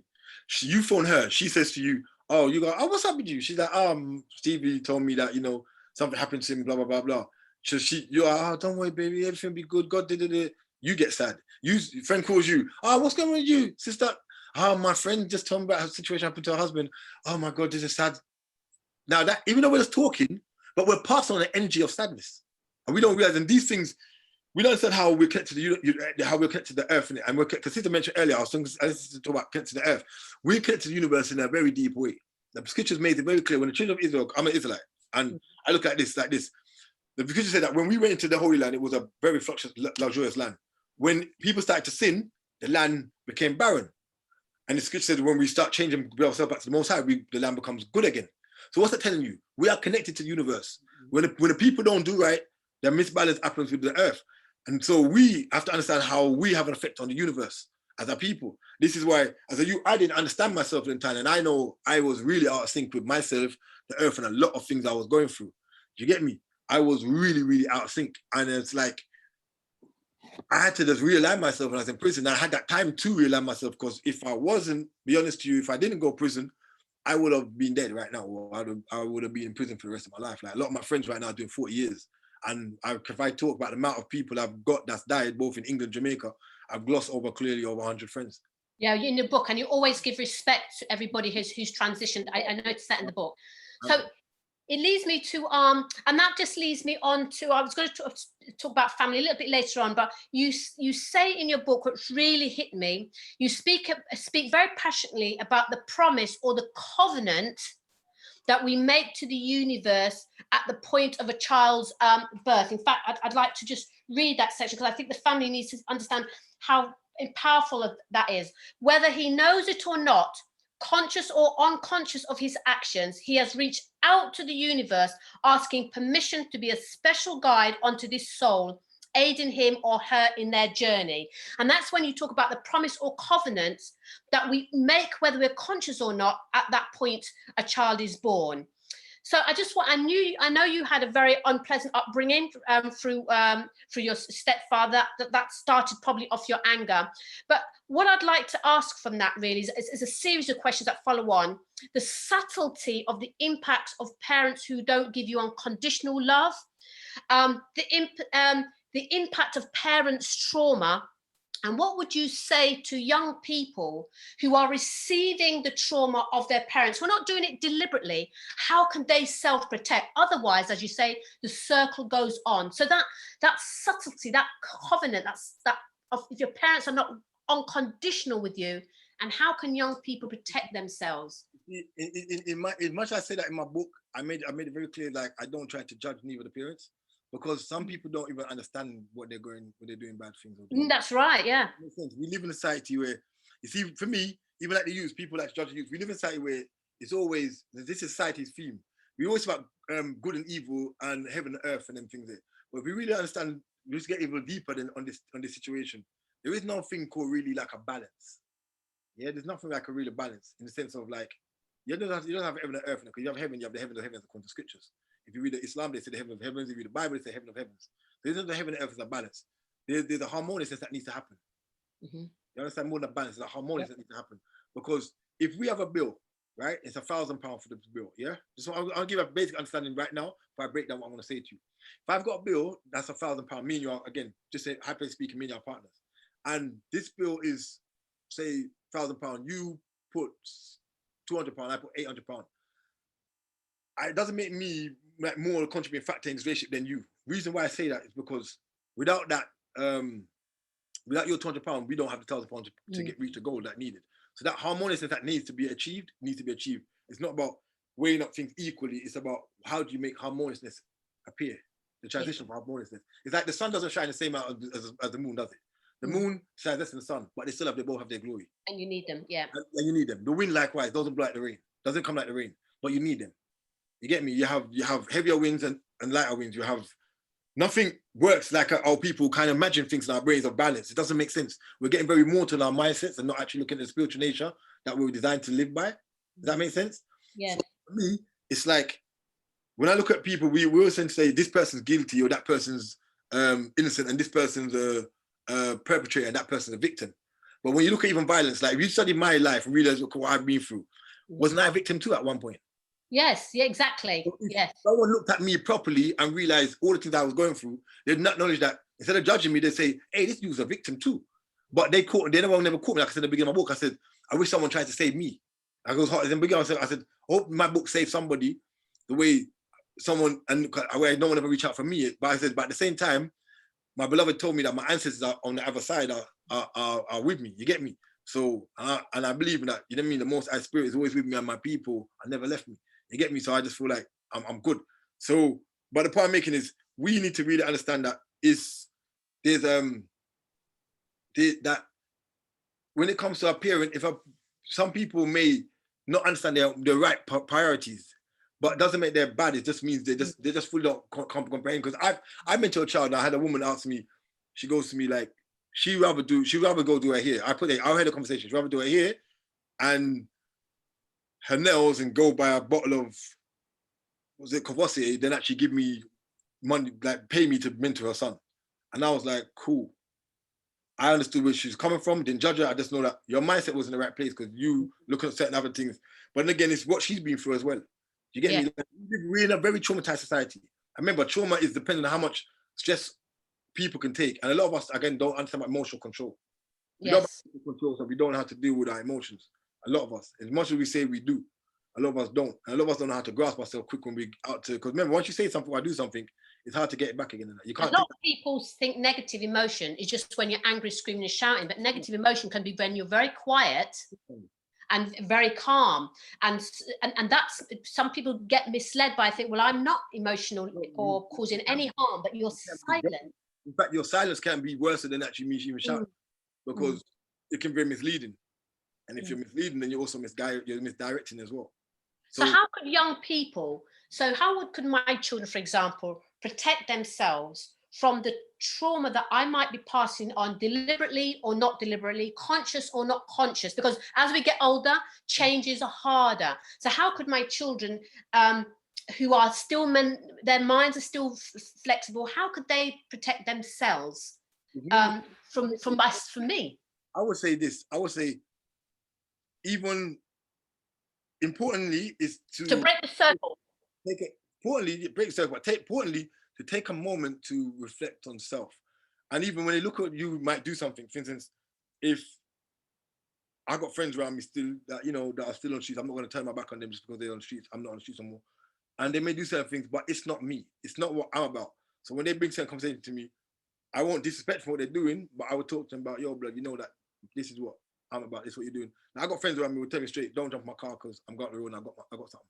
Like, I'll be real, big and serious. And I just don't go. Do you get me? So it's about being open with your friends in that on one aspect, or like say open with your son be open with you, or mother say, mom, But it's about finding a way of dialogue as well. Dialoguing is important, but also it's about also having that moment for your child to know if they're going to be upset about a situation, how can you, if you can't say something, if you don't want to say the right things, how do you actually just take a moment away and not talk at this present time? Because we a lot of us, and I don't mind just in a relationship, I don't mind just in relationships. A lot of us say we have in a relationship, but some of us have dictatorships and we have controlships, but we have relationships. That makes sense. We have somewhat dictatorship and controlship, but we don't actually understand what a relationship, because a relationship is about relating. I can relate to you, you can relate to me. Not everybody can relate.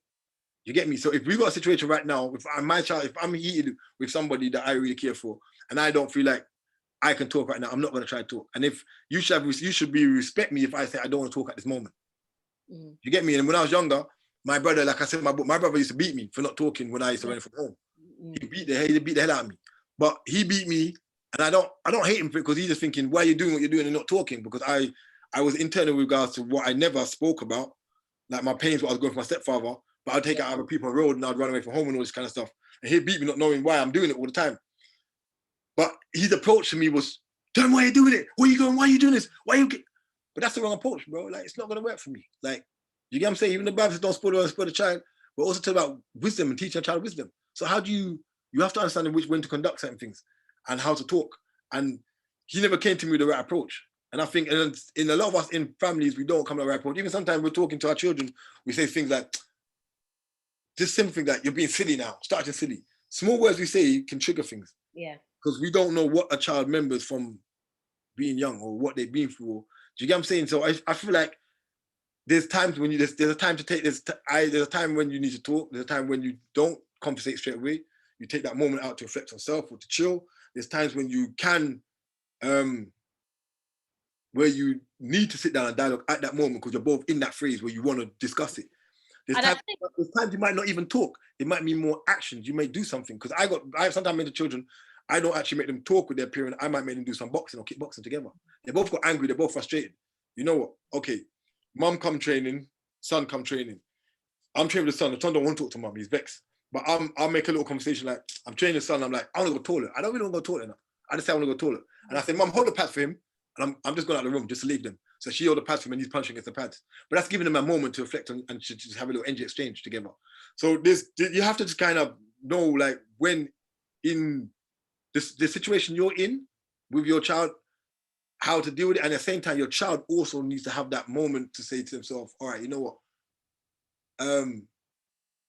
Teaching them self-awareness, self-reflection, and, you know, the child to look at themselves, really look at themselves. Like, we need to teach our children to really love themselves. And it's easy to say, I love myself. That's the easiest thing to say. But love yourself is accepting all the things you've done and what you've done. And that means, again, that's with trauma. It's like trauma. For instance, if I'm traumatized by a car, if I was in a car crash, until I get back in that car, I cannot be healed from that car. It's common sense. I need to get back in it. So if I've got a situation that's bothering me, I have to address it. But I don't know if I can address it right now. But I have to address that situation. So if our people, we've been through so much, and even within the home or whatever, you have to address it. In prison, I did that. I took time to address everything.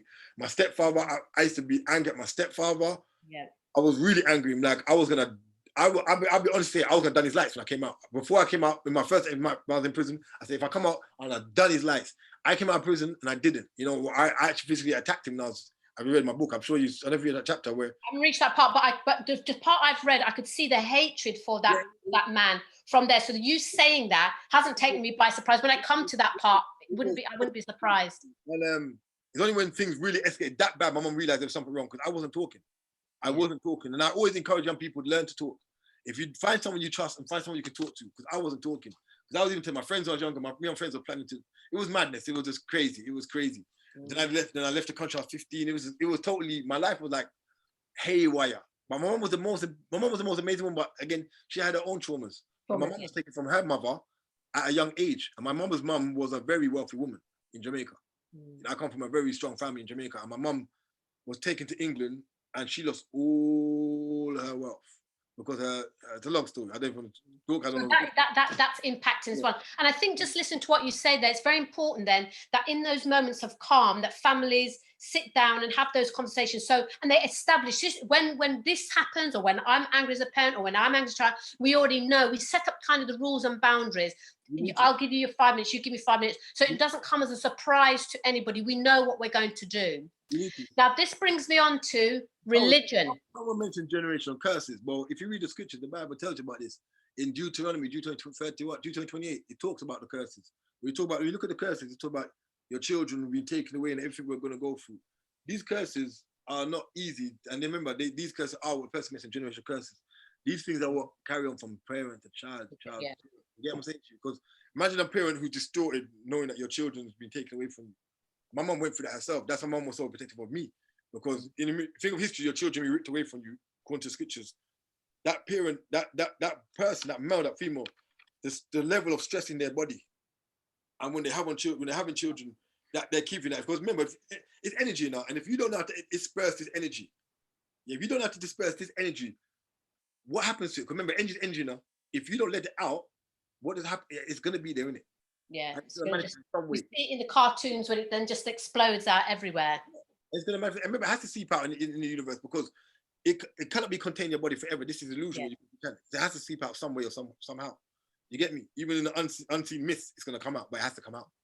So the reality is knowing how to deal with these emotions. As I say, I'm so big on dealing with the emotions and dealing with psychological trauma, because I think it's something that we don't actually really look at and don't understand the traumas that is even pre-written in scriptures of what our people go through.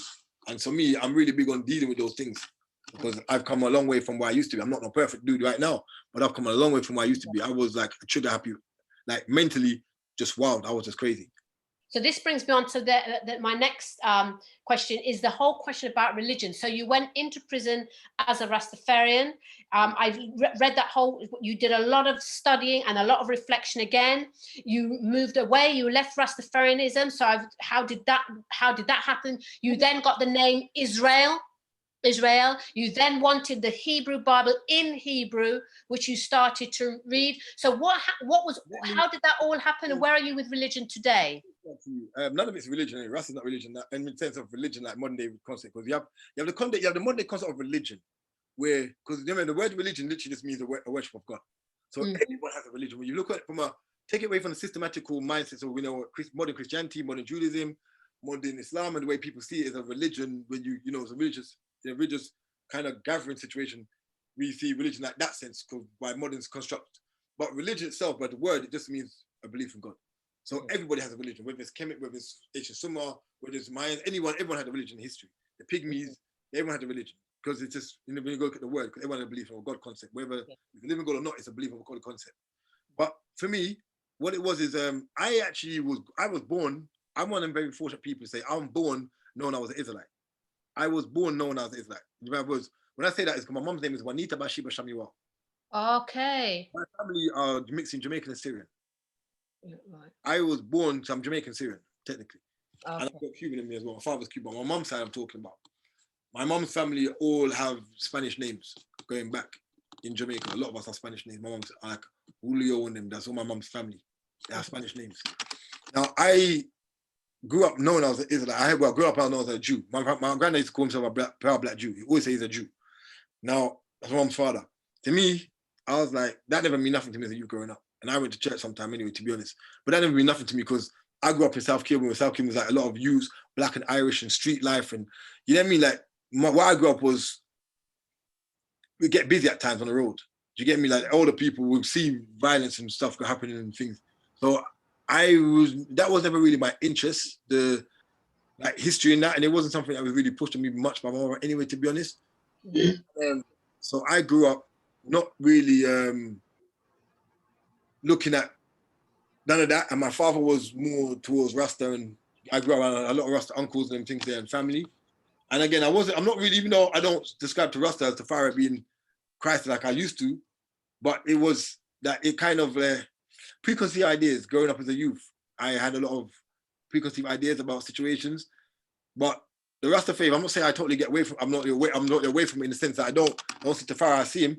But Rasta, we have to bear in mind the Rasta movement. People misunderstand the Rasta movement because the Rasta movement, like I say in my book, the Rasta movement. When you think about it, if you understand the Spanish Inquisition, the Portuguese Inquisition, you know about in Jamaica they were sending Israelites to Jamaica from the 1400s. It's nothing new. The Israelite concept in Jamaica is nothing new. It's not no new thing. We're looking about, if you go history, the Israelite concept in Jamaica was going back to Spanish Inquisition, Portuguese Inquisition. King Paul II, he was sending Israelites there from a long time ago. You know. So what made you change in prison to go back to that? What made me change it? Because my mum used to always talk to me about my Israelite roots as a youth. And then when I was 19, before I came back to England, I met an Israelite brother in Jamaica, and he had dreadlocks. And I met a few Israelite brothers, and it's in the book I talk about. And these brothers, I met them, I said to them, bro, it's like, I go to him, I was facing it, so I said to him, why you a Rasta man, you eat meat, blood? And he's like, I'm not a Rasta, I'm Israelite. I said, what do you mean? He said, and he explained to me about Israelites are Rastas. He said to me, but it's just a concept of it. He goes to me, do you think this whole Israelite movement is new here? It's not new. And he goes, do you think the Rasta dreadlocks concept is new in Jamaica? He says, not new. He says, like, the concept of growing locks was never a new concept to our people. You get me? So he kind of dropped some knowledge on me still as a youth. And I was like, rah. When I was in Jamaica, I was just bewildered by his spirit. His energy was amazing. You get me? Like, at the time I was still dabbling on streets again. I was with a bunch of conscious youths at the same time in Jamaica. I had some conscious friends. I was dabbling on the streets with some, well, I was not dabbling, I was on the streets hard, really. I was up and down Kingston, Spanish Town, doing my madness as normal. And then it's like, I just love this little group of people I met. We call our group Kush. So we used to sit there to music and beat drums. And I was like, geez, like, it just felt different. It was different. It's like, it was a bit of that now being the Rasta thing, but they were all on the Israelite tip. And I was like, yo, this is nice. So my mom, I introduced my mom, and my mom was like, she just loved him because he's an Israelite. She's first time she heard somebody speak of the Israelite thing. But she sent me away with him to Portland. So I went with him for a couple of days. He talked about Israelite culture and everything else. And then, you know, I came back, after a while, I came back to England about a week or so later. The mom died on me, and then, like I said, I went back to the streets. But I started joining the Rasta thing because, like I said, I know certain artists, and I grew up in the Rasta thing, and I kind of put the Israelite thing aside, but I remember what I was told, a little bit I was told, and then kind of just move around with the Rasta thing. Do you get me? And and be honest to you, at that moment, it felt good. And it always does, because, like I say, the Rasta movement, still, when you look in it, you look at Rasta movement and take away the whole Tafari concept of the name Rastafari. Not saying remove him totally, no. Because he's the only king in this modern day, in this desperation of time, that the Queen of England bowed to. So we can't deny that. And 225th king on the line of Solomon Sheba. So the man's powerful. You get me? Like, let's not deny his greatness, and the things he desired for Africa is amazing. When you take away from the European concept that people try to teach, he did greatness for Africa. You get me? And because everyone looks at Gaddafi and say he was first about the one gold and money for Africa, but Tafari was saying that from before that. You get me? So let's not forget the greatness of what you're saying. But for me now, it's like I still hold to a certain concept of Rasta. I always will, because the levels of their knowledge and their connection to nature has always been something divine. And when we look at the covenant, or we look at the covenant of Noah, going up to the covenant of Abraham, before the Noah covenant, in the Adamic covenant, in the scriptures, man was vegan. Because they said, let the food of the earth be your meat. You get me? Let the grease of the earth be your meat. So we know some man was vegan back in the days. And the rest of man love the natural order of life, innit? So it's something that always attack me. And when you look at the scriptures, tells you in the book of Isaiah, Yeshayahu, in the end of the days, that man will go back to a more peaceful mind. So the earth will be at peace and the animals will be calm. And so the Rastamans always talk about this natural peace, and they've always talked about the lion, the bear, the dragon, the eagle, and the dragon, and harlot. And so Rastamans always been given that insight and knowledge. And this is just with that one book. The things they talk about now, when they were talking about Rise of China years ago, when I grew up as a youth, listening to Rasta as a youth in the 80s, Rastaman talked about the China rise, and China was nobody then time. Because China become an economical power. You get me? So Rastaman was saying things from day dot. So I will never take away everything from Rastafari. No, just not because a person's name, they use the concept of the name in a different formulation. Like I said in my book, I'll always hold certain things, the principles that they have. And I've noticed that everything is very spiritual and principle based throughout the book. Can I just, I know I'm going to end shortly, but can I ask, so can you now read Hebrew? Because when you asked for your Hebrew Bible, you said, I want one that has the Hebrew text and the English next to it, not just the Hebrew. And I thought, please, am I going to read later on in this book that you actually learnt to read the Hebrew? Wow, incredible. So, Brother Stephen, I'd like to be able to tell people how they can get hold of the book, because I would like Brother Andrew to come back so other people can get to read it and ask other questions, because it's full of a lot of wisdom that applies to all of our life. Your experience tells the story of all of our lives through your voice, actually. The system, how you can make progress through difficult situations, breaking the cycle, getting the vibration. So is this an Amazon? We get to an Amazon book, black bookshops? Yeah, we can get Amazon. It's on Amazon. Not really at no bookshops right now, but we can get it on Amazon. Lovely. So it's called Incarceration JA, and I'll put it in the chat once Brother Andrew comes back. But what I would like you to do before you close, Stephen, is to read for us the bit in the book that is really personal to you, that sums up it. But before you read it, give us the reason why you're going to read the bit, why it touches you so much. I think actually the part that's actually really touching me, the part I mentioned, was no child born ill-mannered, rude, or it's that same part where I mentioned about no child born ill-mannered, rude. The reason why I read that, reason why that part is so important to me is because. Can you come into the mic, Brother Stephen? We're losing you. Yeah. Reason why, like this part here, where it says no child, where I mentioned about no child being born ill-mannered or rude. Mm-hmm. Reason why that's so important to me, I says no child is born ill-mannered, rude, or violent. That just doesn't exist in the natural order of life. These are learned traits due to condition, circumstances, and environmental attributions. Unfortunately, I had been overexposed to all of these and more. Yeah. Reason why 220 pages. That's the bit that sums this up for you. And why is that? Why is that? Because when I say no child born ill-mannered, rude, or violent, we have to understand, like I said to you, society has painted on us this guilty, innocent perspective. When society, the way they do things, we have to understand society is built on low vibrations. Yeah, it's built on low vibrations. Like I said, society needs problems and pains for people for it to maneuver and keep going. Wow. It needs it. So it creates this, and it creates the illusion of this violence. So this violence, that it creates the illusion of violence. Violence is here, but they create the illusion of violence. They create the illusion of violence. Because you have to understand something. We look at grooming. We talk about grooming. Society talk about grooming, gang grooming, and you know, they love to use like gang grooming, all this kind of grooming, knife things. But nobody grooms like society. Now understand this. Now, when you look at a job, when you look at even like the image they paint but for job perspectives, the image they paint even for the music industry. You sing a certain type of music, you either get signed. Like respect to Dave. Dave doesn't sing certain things and he gets signed. Great on him. But majority of rappers, you need to be talking one bag of madness and you're gonna get signed. So certain imagery they portray with regards to women to dress and to act. So society grooms us to have a certain perspective, then they persecute us for certain things that we do. After they've groomed us into doing it. Well, no child really brought the man the rules, right? Because it's not our natural nature. It's something it's taught traditions. We have two things in society they talk about. There's two theories that I always look at and say, learning theory and condition theory. I teach kids about this, learning theory and conditioning theory. And we are learned and conditioned to do so many things. It's like I was talking to my friend, and we was talking about even like myself, like I said earlier, when we used to talk about murders, and I've done things, we're not gonna hide it, it's in my book. Okay. I've done violent stuff in my past. I grew up in a troubled home. But if someone caught me when I was younger, would I have done all the things I'd done? A lot of these young people are not caught at these things. And a lot of kids, like recently where I live in Housing, there's been a lot of murders. Yeah, it's happened over the last year and a half. And all those people who was involved in those murders have been caught for them. Every one of them was known to social services. Every one was known to social services. So what's that telling you? There's a loophole in society. The society knows certain things are happening and they're not dealing with it. So the things that never set up to deal with this youth in certain problems. Like there's a lot of money spent on dealing with people at the back end of things. What about the preventing things, like the beginning things, or dealing with a young child that you see in the beginning of a situation where a child might have certain problems going on in their life or in their home. We're not dealing with that. And then people who work in certain jobs are never taught to deal with emotional control because the teacher might see a child coming to school and the first thing is, you're late. Why are you late? Detention. Or what's going on? We don't, in fact, most of them never ask you why you're late. But the reality is the child might just see mum got beaten, never got breakfast, dad maybe ill-treated him, can be anything.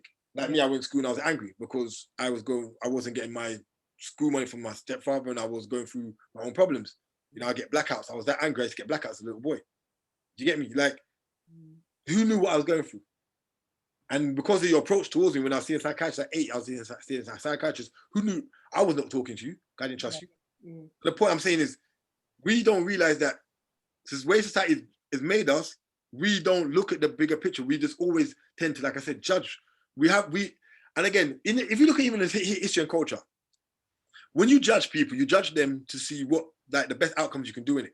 That's why you have elders in your community to make the best outcomes. If something's not right, you try to get best outcomes.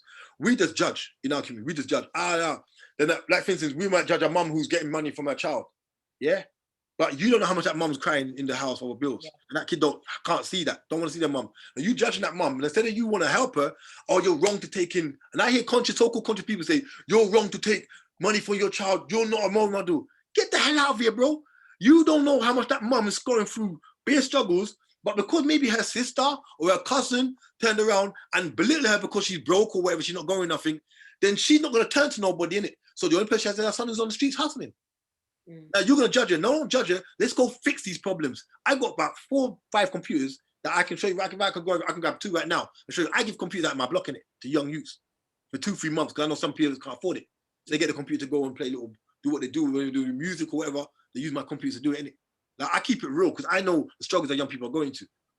I'll say openly, before I waste some money at the end of the year for taxes, I'd rather buy some equipment and give it to a young person. And I'm just being open because I got the money to do it. Why not do it? Not that I got a lot of money, but I'm just saying that struggles I've gone through with my little, I'd rather help somebody because people don't look at the bigger picture because I know what I went through in it. Yes. I'm not gonna pretend like I never went through madness. I went through madness. Like I went through insane things. And there was times, my life was funny because I saw money roll from my house.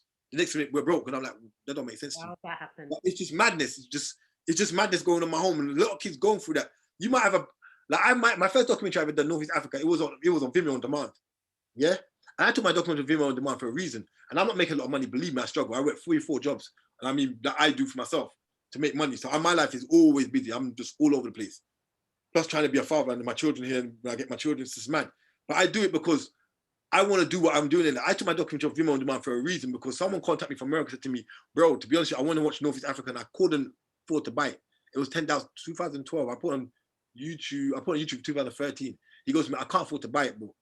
And I goes, $10. And I thought about it. I thought, I can't afford $10. And I thought to myself, right, but hold on. When I made my documentary, I needed I think I went to Israel about £7,000. And I had to send for more money. And I thought to myself, but I couldn't buy nothing for that while because I had to use that £7,000 to go to Israel. So I thought to myself, here's about £7,000 to Israel, and the plus I had to send more money to I made the document. I was traveling up and down, renting the car and everything. So I thought to myself, right, I get what this guy's saying. I didn't think, right, well, you can't give me £10. I got it. I got it. That, bro, you may have £1,000 in your bank after you finish paying all your bills, or I mean, you got £1,000 to get paid, but by the time you pay your bills and you give whatever money to your children or whatever you got to do, you don't have a penny to give out for no more, you know. So I understood that brother could not give me £10 to pay my documentary. So I thought, I can't do it online. I rather just thought on Vimeo and done. So people might say, so that's why I do all my documentaries online for free. I work like a madman to bring my documentaries and I put them online for free. So can I say, so Brother Stephen, I can see Brother Andrews there's come up on the screen, so he's counting the minutes away. If we want to see your documentaries on screen, is it Facebook? Can you put it in the chat afterwards so we know what we're looking for? On my YouTube channel, Stephen Graham Projects, I've got 19 documentaries. Stephen Graham Projects. Yeah, Stephen Graham Projects on YouTube channel. It's my YouTube channel. Lovely. So Stephen, I want to say, Brother Stephen, I want to say thank you so much. I am looking forward to finishing off and the book and the rest of the wisdom that's in there. But from the opening, we can see who you are and this whole journey. But like I said, I couldn't hop around the book and do it piecemeal. It wouldn't have been satisfying. So thank you very much for the honor of having this opportunity to just talk with you. There's so much I want you to ask about the hunger strike. I wanted to ask about the time when they couldn't lock the cells and all the cells were open, yet there was no fighting or killing. Everybody just got on, and I thought, wow, how'd that work? That's for another time. And there's a few other things I also wanted to talk to you about. Your work in South Africa with your clothing. We just touched on that. Brother Andrew, can you see there's another show got to come up? And that's just in 130 pages. This has been so powerful tonight. I didn't even ask people to put the ones in the chat room. Everyone's putting ones already. I just sat down listening to this very powerful, deep conversation. And I think it may be a situation we may have to do a part 2 next week. Not even keep it long, Team Brethren, because this has been healing for the soul. Listening to yourself and Stephen tonight, taking us around the world, touching on some very serious issues. This was healing tonight, and it was beautiful. Stephen, we thank you so much, man. And the journey that you've been on, it's been a blessing to us all, and no one could have got this out of you on this platform other than Lady Adele. The way you two, literally, it was like watching Tai Chi. Action, beloved. It was the transfer. That's right, Bob. You know what I'm talking about. The transference of different energies, man, and the different flows. It was just beyond brilliant. And I've not read the book yet, but just hearing the little bits that Sister Adele's just been talking about just now, I'm thinking, what? Why didn't you touch on that? Why didn't you talk about the hunger strike? I want to hear about this hunger strike. I want to hear about the work in South Africa. I want to, so brothers and sisters, please, in the chat room, let me know if you want this to continue into a part 2, because this was amazing. Everyone's just been asking, what's the name of the book? Where can we get it? Stephen, you've got into some very personal issues, brother. And I think this was amazing. So I really thank you, Lady Adele. I can't put words for yourself, beloved, because you're the only one that could have taken it on that journey. And it was just an amazing, beautiful thing to behold. Beautiful thing. So, brothers and sisters, we're at the Hidden Truth Show. We know last week, it was a fantastic show last week. It got a bit sticky. It got a little bit sticky, but you saw the healing come out. And one of the things I will say, just based on Brother Stephen and Lady Adele's, you can't have, it's not the word conversation or interview. It's just, that's weak description of what we just bear witness to. Brothers and sisters, I have to say to you, brothers and sisters, we